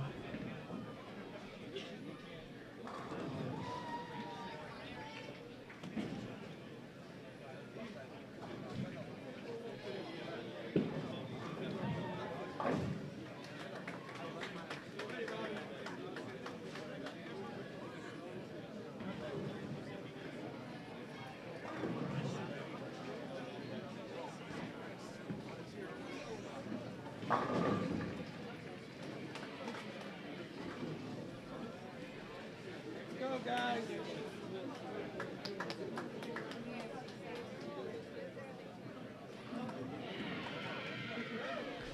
202 to 171, the final tally in game 2.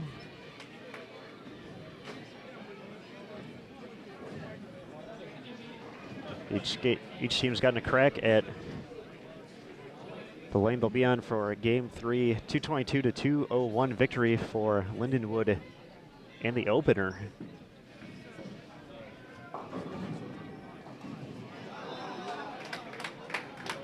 Weber nearly cashes in the break on the 6-pin. Gives it a wiggle, but does not tumble.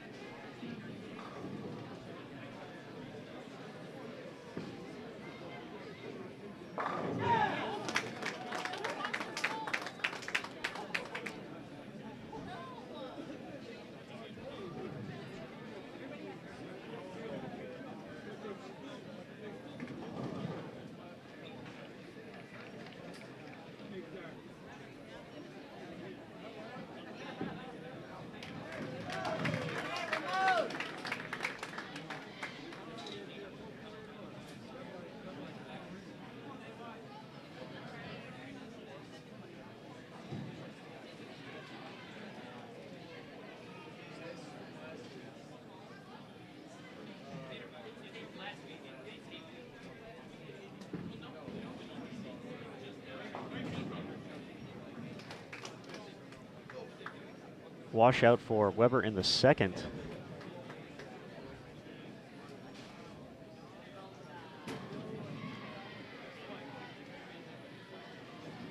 They got an early double in game 2 and then ran into a pair of open frames. Lindenwood just filled frames, worked a 3-bagger in there, and game, set, match. Early double for the Lions.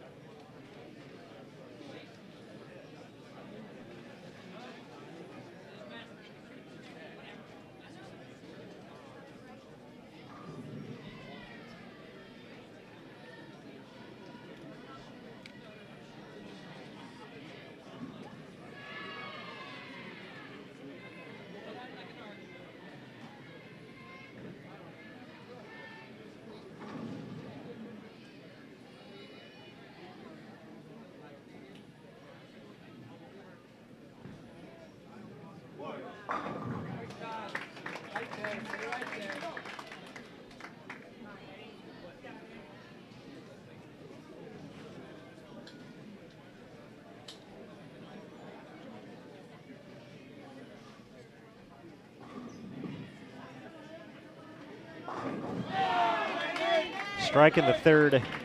Nice bounce back from the open.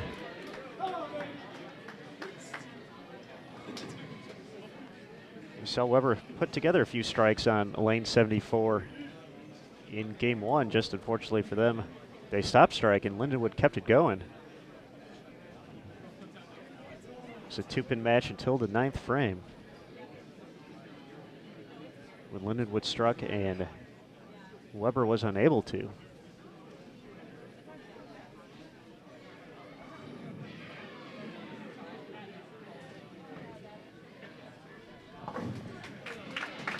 Lindenwood stays clean through 3.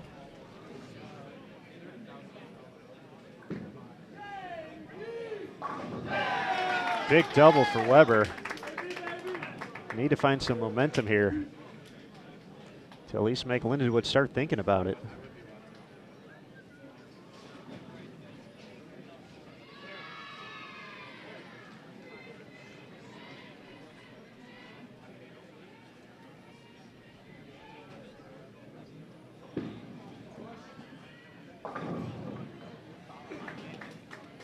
Lindenwood runs high, leaves the 4.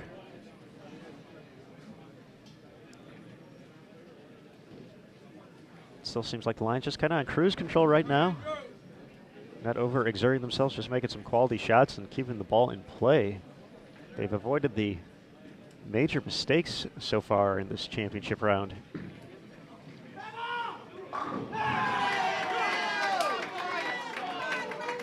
Weber may change that thinking soon, though. 3 in a row, Andrew Anderson delivers.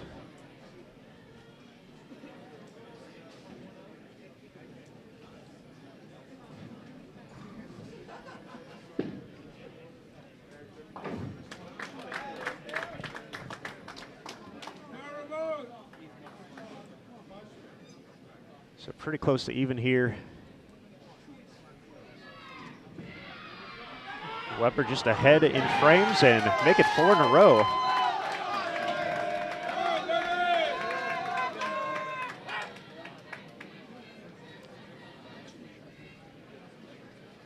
The Del Warren-led Weber International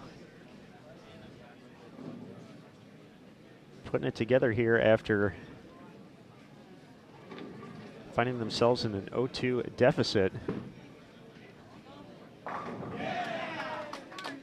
Nice shot by Michael Coffey. Still anybody's match. But Weber wasting no time trying to keep the pressure going.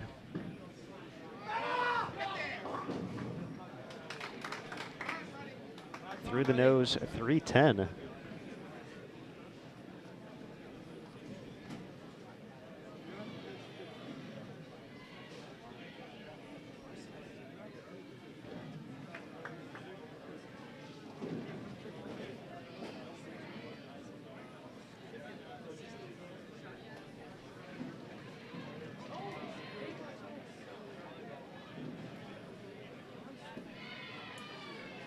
Lindenwood in the 6th.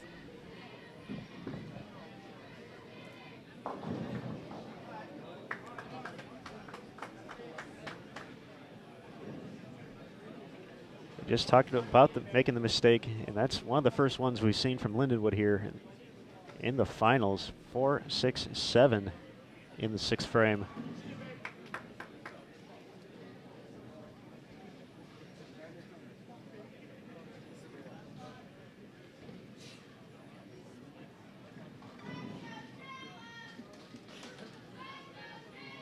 Looks like Weber's going to make a substitution here. Going to bring in the left-handed Matt Russo. Attempt to cover the 310.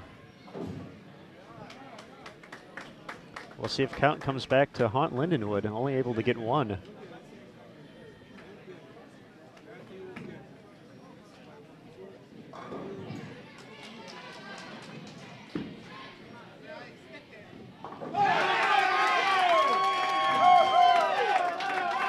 Russo with the cover. Now puts Weber ahead by 20.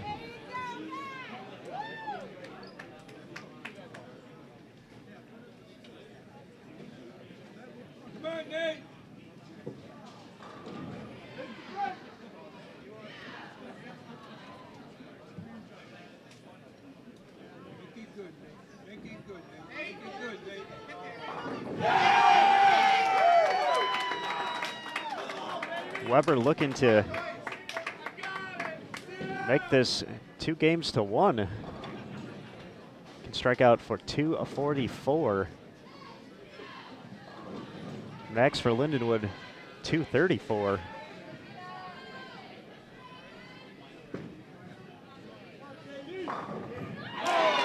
Lay trip of the 8.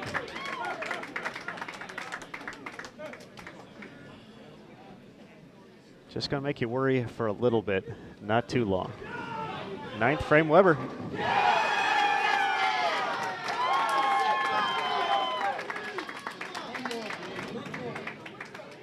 The crowd and the team did the announcing for me on that one.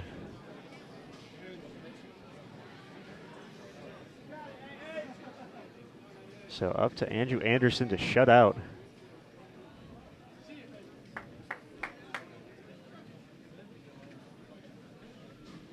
Always tough to judge kind of the pace of games when teams bowl at different paces, and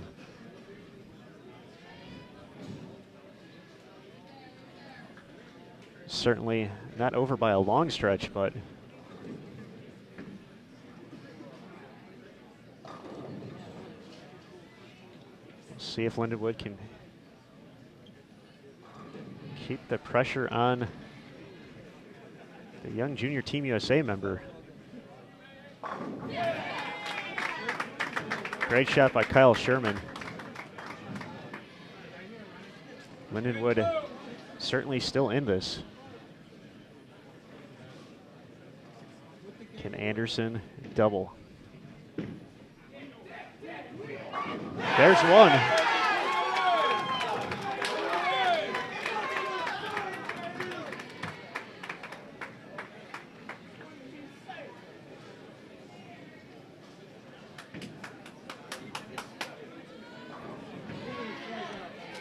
Nine spare would be 233.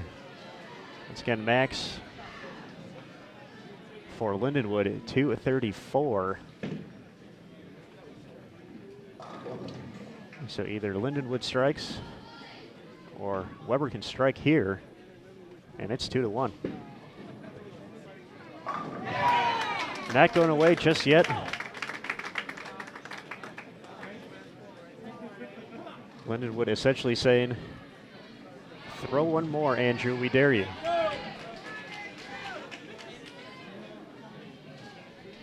To make it 2-1, must strike.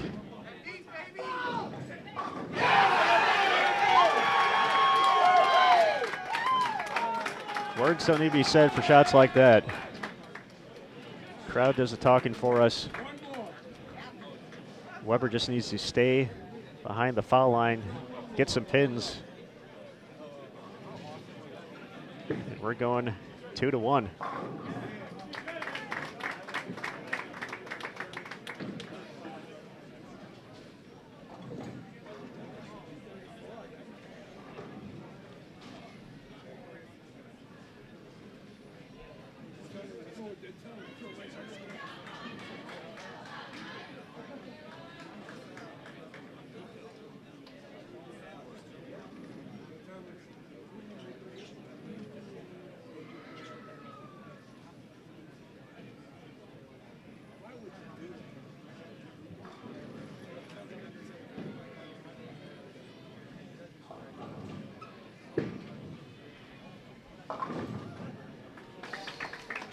All right, Weber still technically needs count.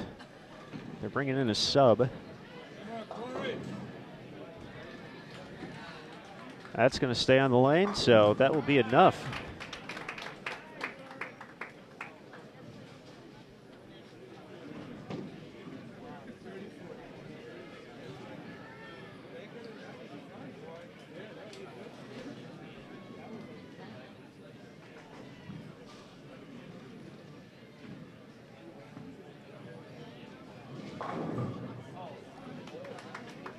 .241 to .232, the final tally.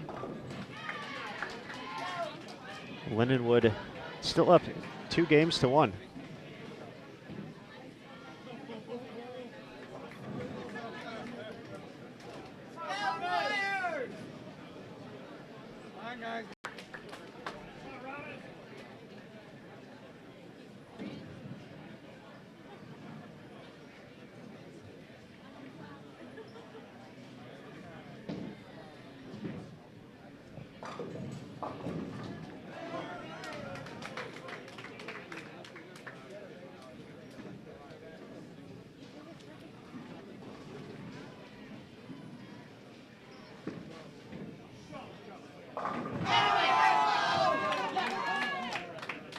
Weber looking to keep the momentum going.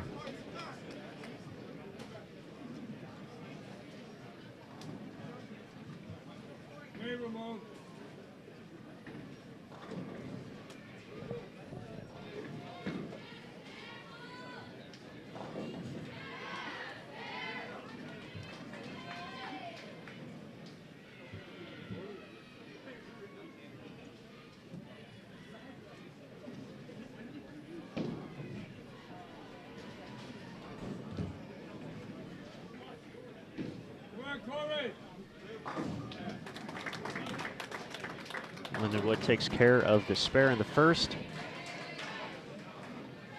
Up 2-1. Weber, all the momentum.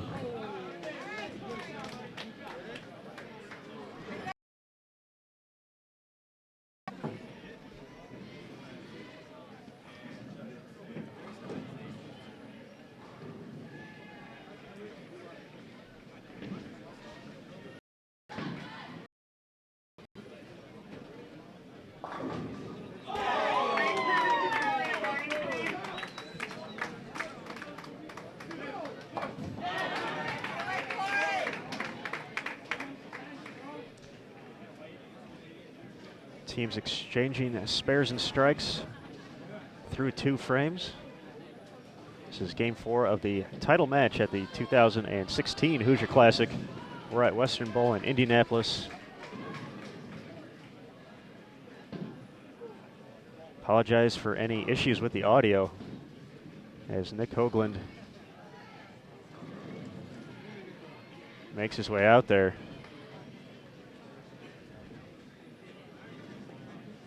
Take care of the pin and the gutter.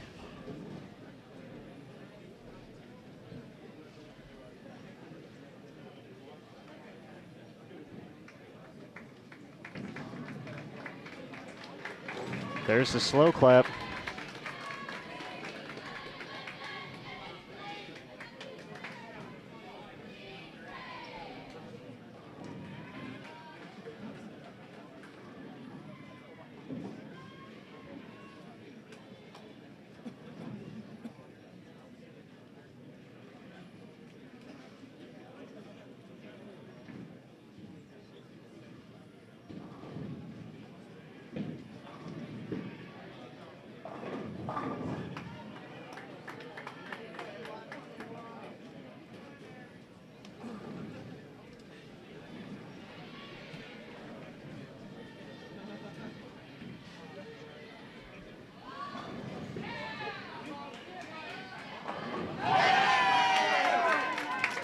Big strike from Weber in the 3rd frame.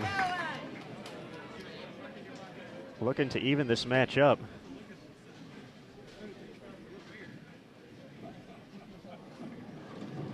At 2 games apiece.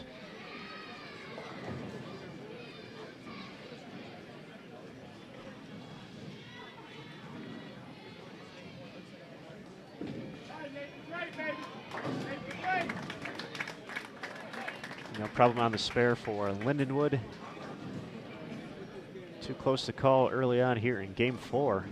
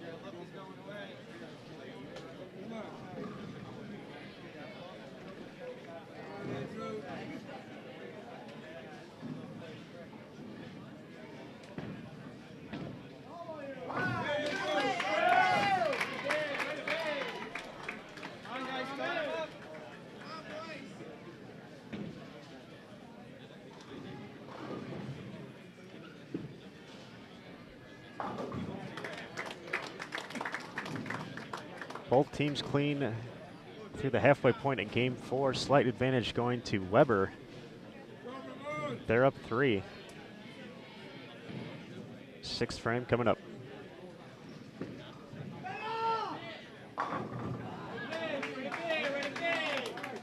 Good shot. Left staring at a 10 pin. Both teams looking for their first double.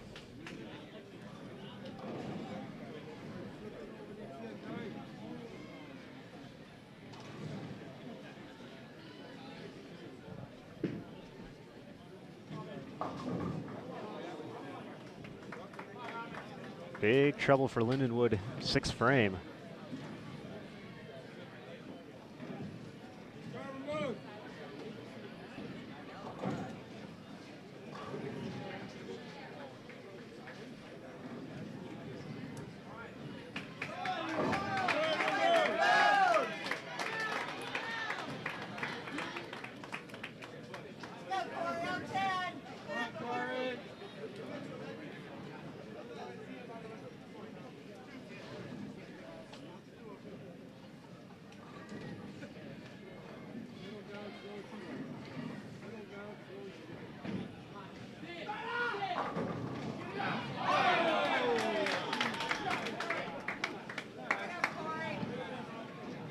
Just a 7 pin there.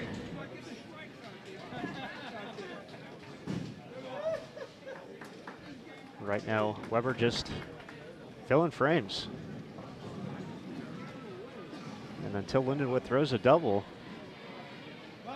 that's all they have to do.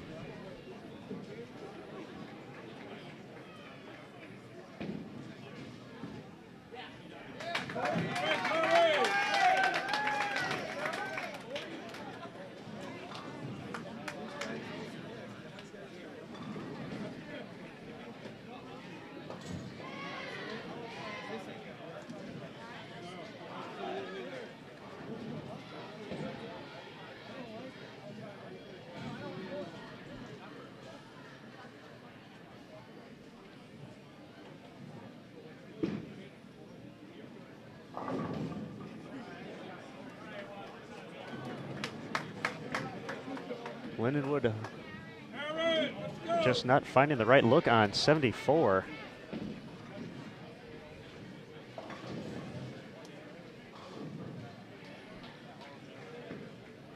Weber's been clean so far.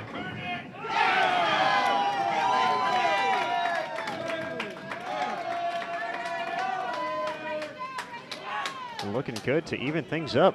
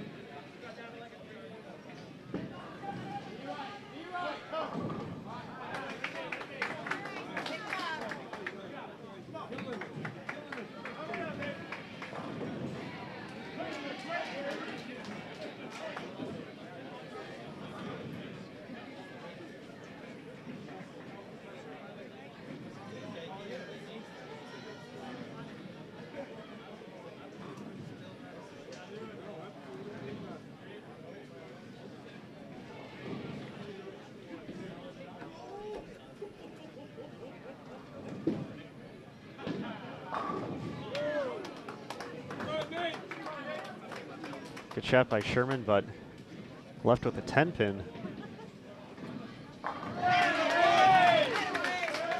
Weber takes care of the spare. Still clean through 9.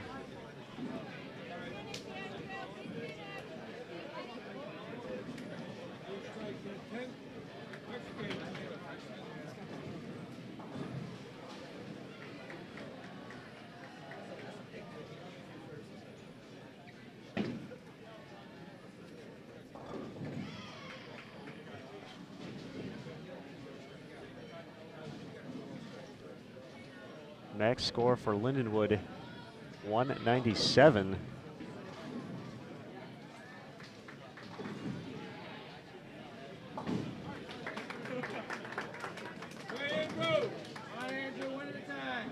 So not out of it yet, but strike here would put Weber in a very good position.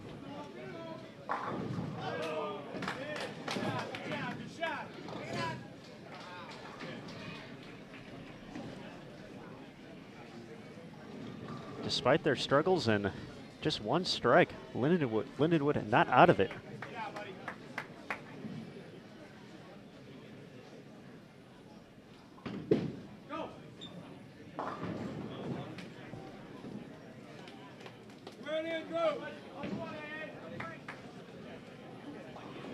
Seven count will be enough. Weber's going to tie things up at 2 games apiece. Even with a miss there at 185, best Lindenwood can get to is 184.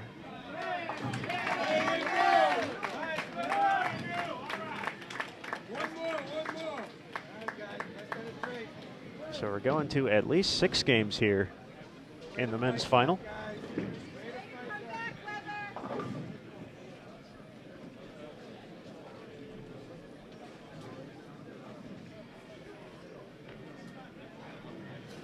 on, guys, you got the momentum.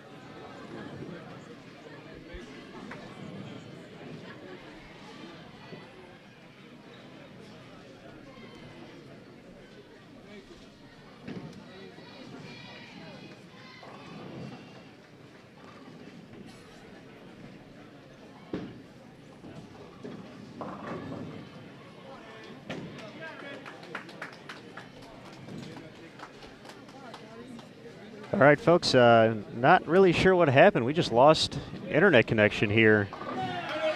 So it looks like we're back up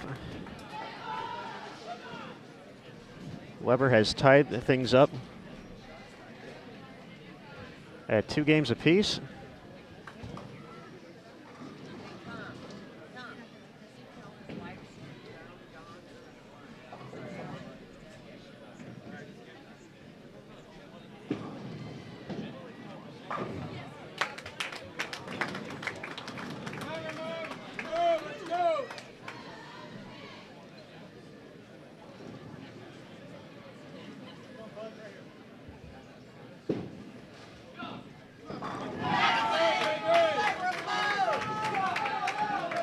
So right now we're in game number 5. Just about halfway through. Weber with the miscue in the 4th, unable to clean up the split. Lindenwood with an early open, but looking to make it pretty close here in the 5th, unable to get the 10 out.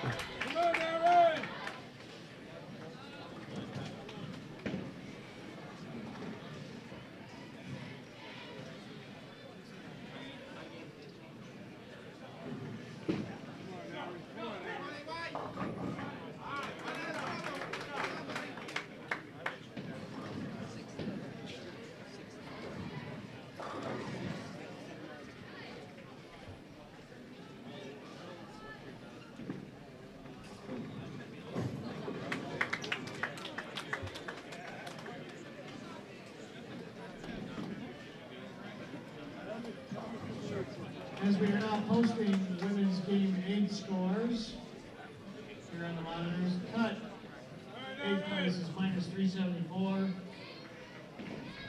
cash minus 459. You can also check at Hoosier Classic on Facebook. Thank you.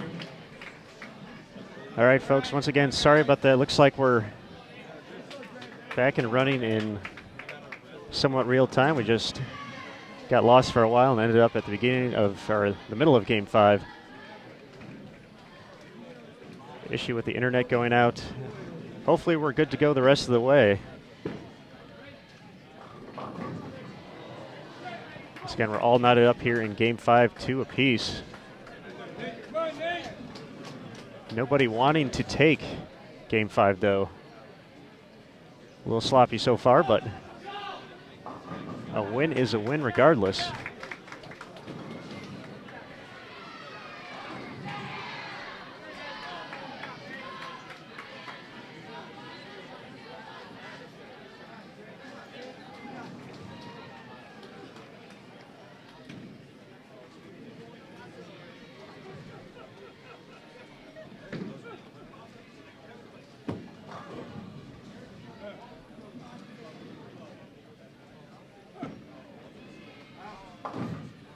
Lindenwood only able to get to 2.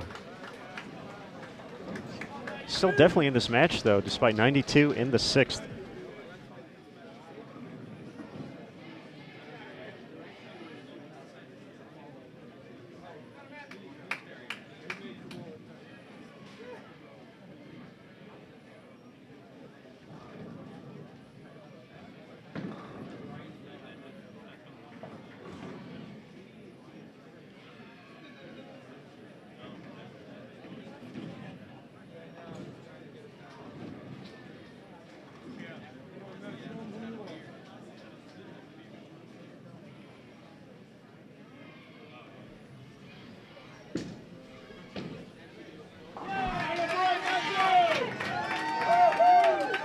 Three 6-10 conversion for Weber, once again bringing in the lefty. That strategy has worked twice for them now. Still hold a slight lead. Lindenwood comes back with a strike in the 7th though.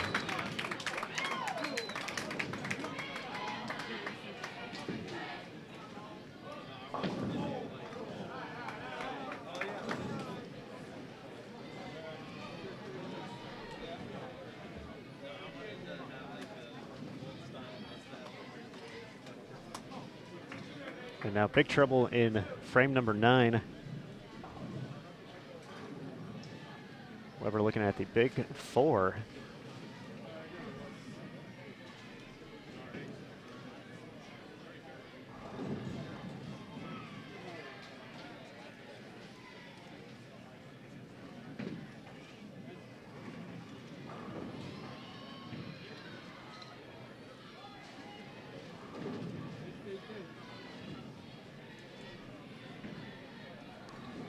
Lindenwood looking for a big double here. 8th frame, delivers. Kyle Sherman delivering the hammer there.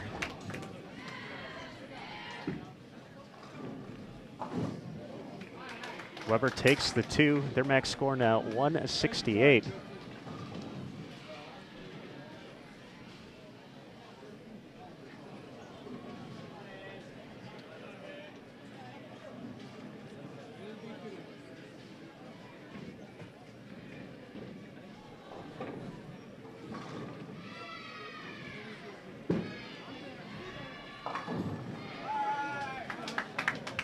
Through the nose in the 9th for Lindenwood.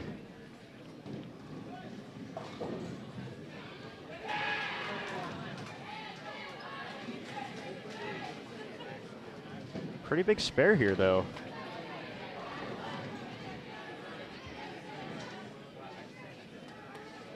Weber could still go up and throw a double and get into the 160s, 168 with all 3.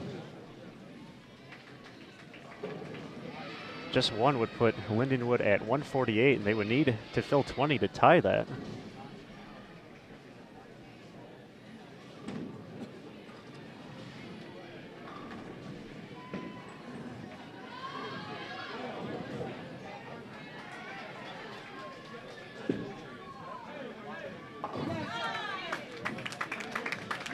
Big conversion by Lindenwood.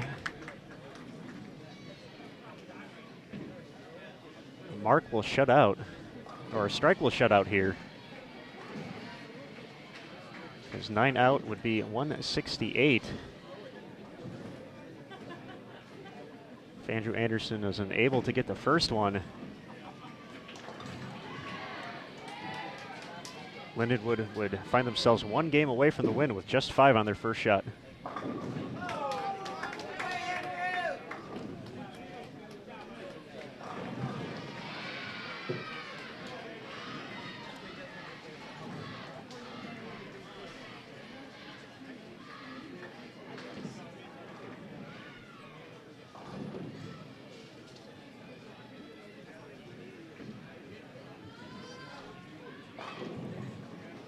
One strike can put Lindenwood up 3 games to 2. Gets the mixer. That's all she wrote. Lindenwood Lions 1 game away from winning the 2016 Hoosier Classic.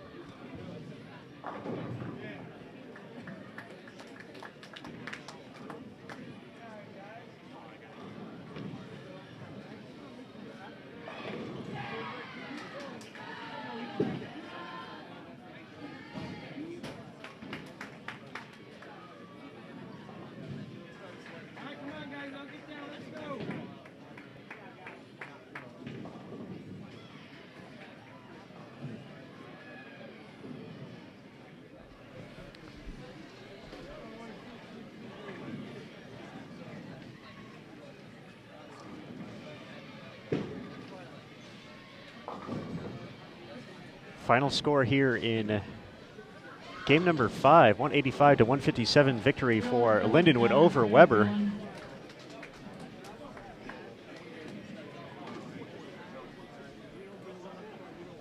The The Lindenwood Lions now a game away from winning the Hoosier Classic. But we've already seen a resilient Weber group. Found themselves down 2-0 here.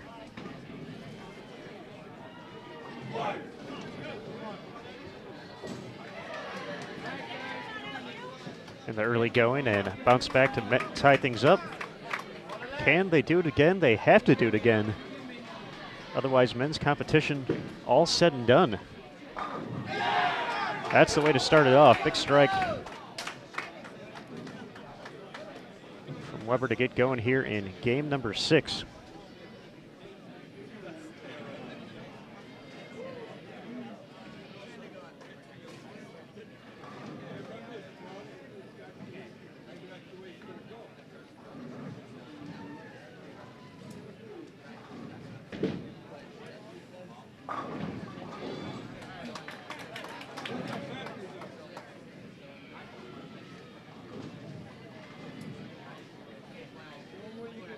Just as a note, the women's bracket final probably will not be beginning at 4 p.m. Eastern because that's in 12 minutes, so we may not know our champion by then. The ladies still bowling qualifying. Looks like they are in the home stretch of game number 9, so put a definite delay on that.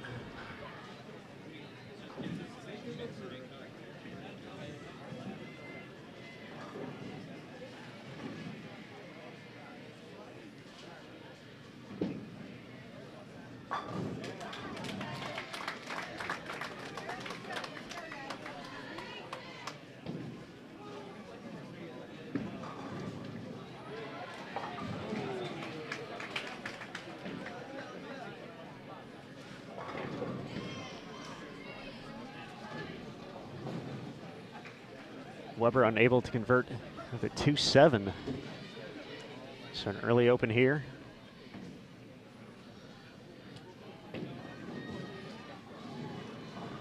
See if Aaron Juradovich can get them back on track in the third. That ball hooks early and through the nose, 6-7.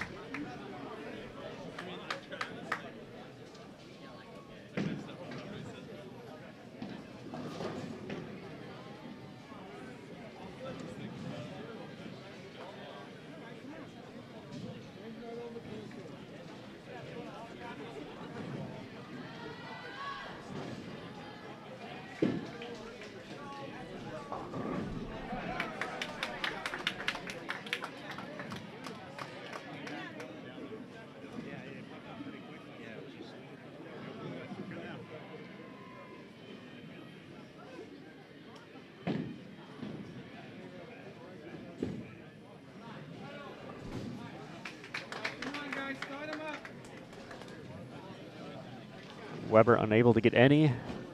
Have 36 in the third.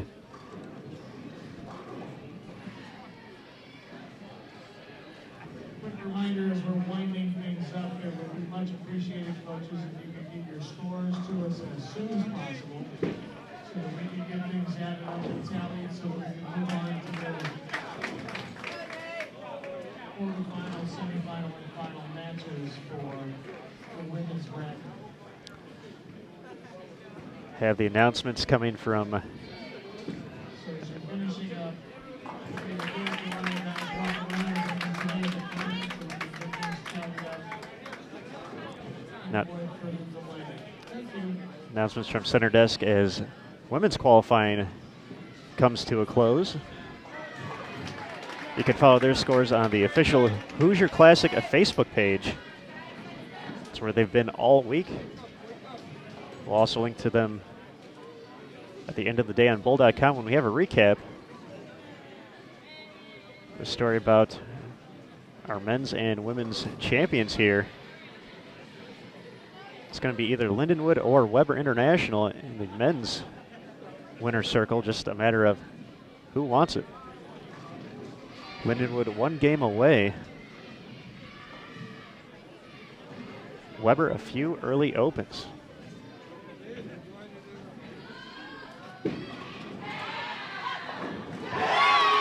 There's the mixer though, third frame.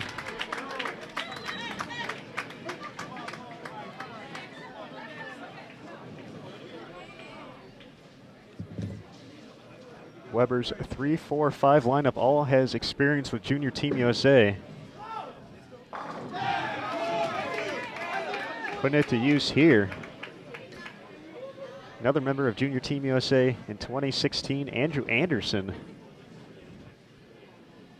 Wants to see one more game here.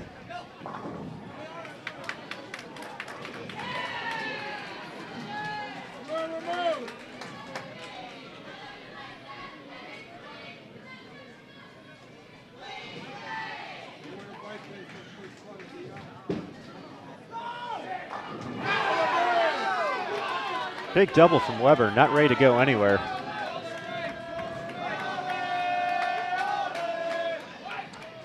Once again, a continuing trend here.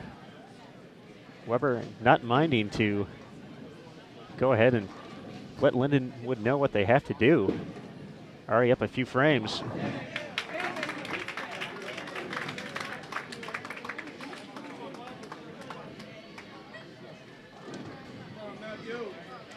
Lindenwood remains clean, didn't give away any count on these 6 as well.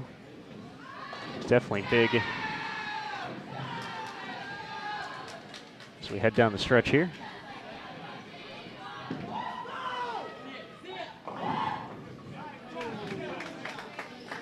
Whoever comes in light leaves the 3.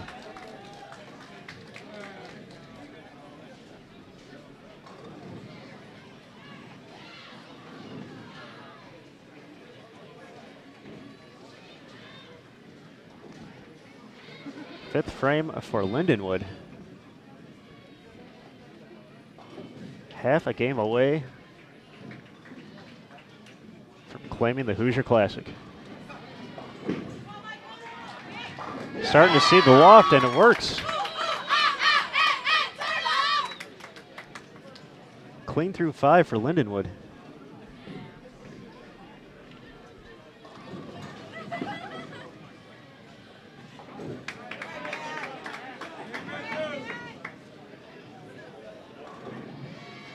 Lindenwood up at 13, although they're a few frames behind Weber. A double here would extend it to 23.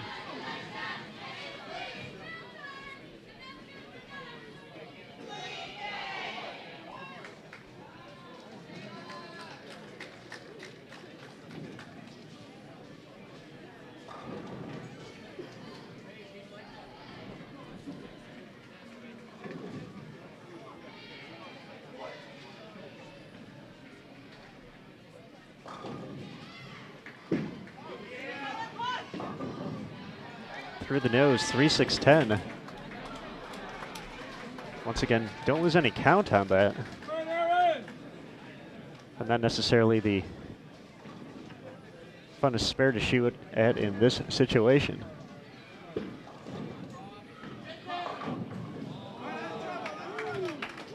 What could have been disaster in the 8th. Just a 4-7. This pattern definitely getting tricky out here. Players lofting the gutter, getting about as far left as they can get.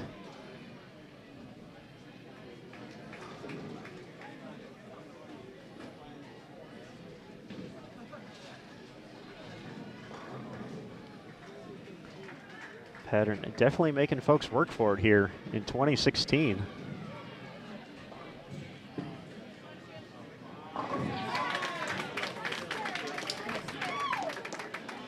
Lindenwood filling frames.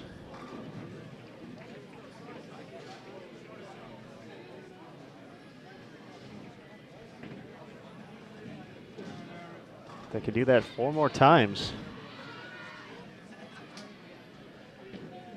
You'd think they'd have a great chance to end this in 6.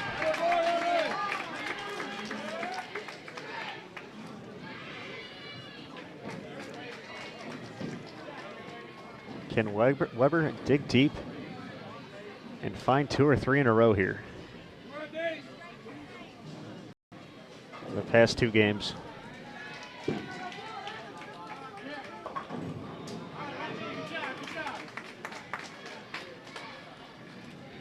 And that one deceived them at the very end. Looked like he liked it and still ran high, leaving the 6 pin.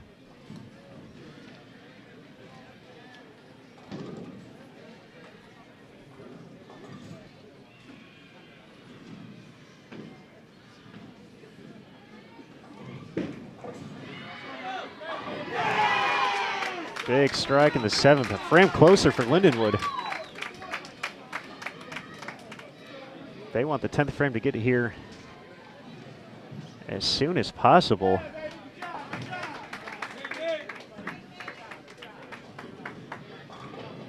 .192 now the max score for Weber. Lindenwood on a 198 pace.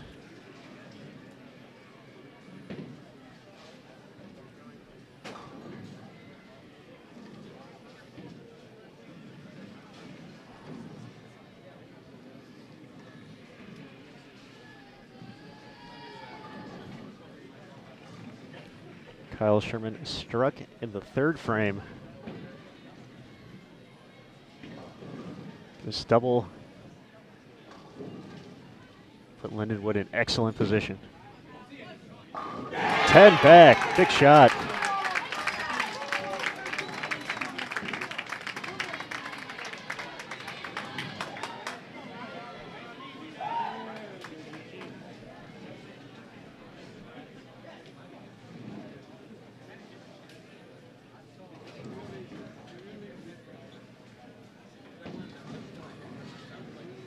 Lindenwood in the position to just need a mark in one of these next 2 frames.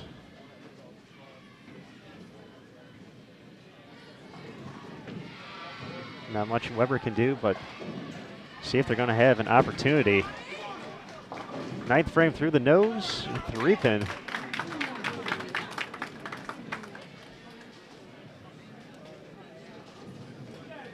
Lindenwood is unable to convert. That put him at 175. They would still need mark and good count if Weber delivered all 3 in the 10th. There's the first one. You never know.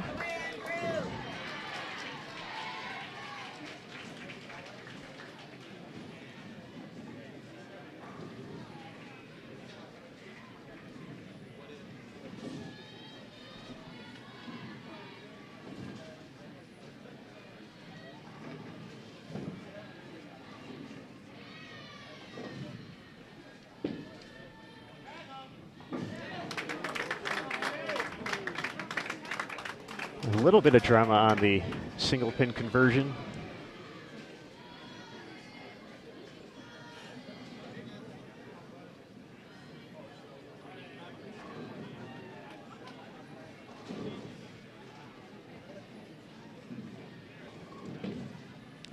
So 8 on the first ball from Lindenwood would be enough to get them to 193.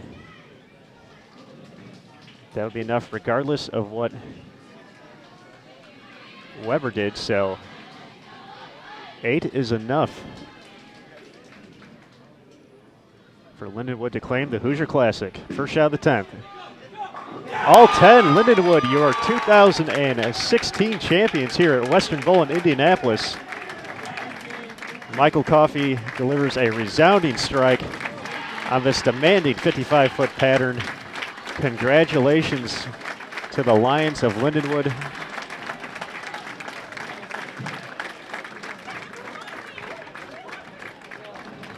Great sportsmanship, a great tournament performance by Weber International at the top of the standings all week. Just fall a little bit short here in the title match. Lindenwood is going to get to decorate the masking unit when we come back here in 2017.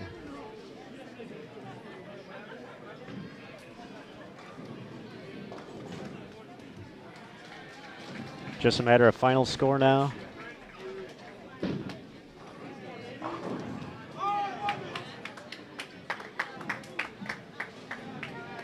Congratulations to Lindenwood, our 2016 men's champion of the Hoosier Classic.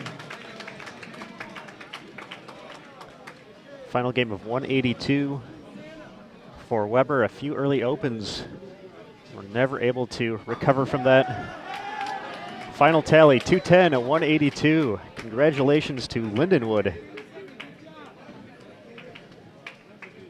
on securing the 4-2 victory in the championship match of the 2016 Hoosier Classic.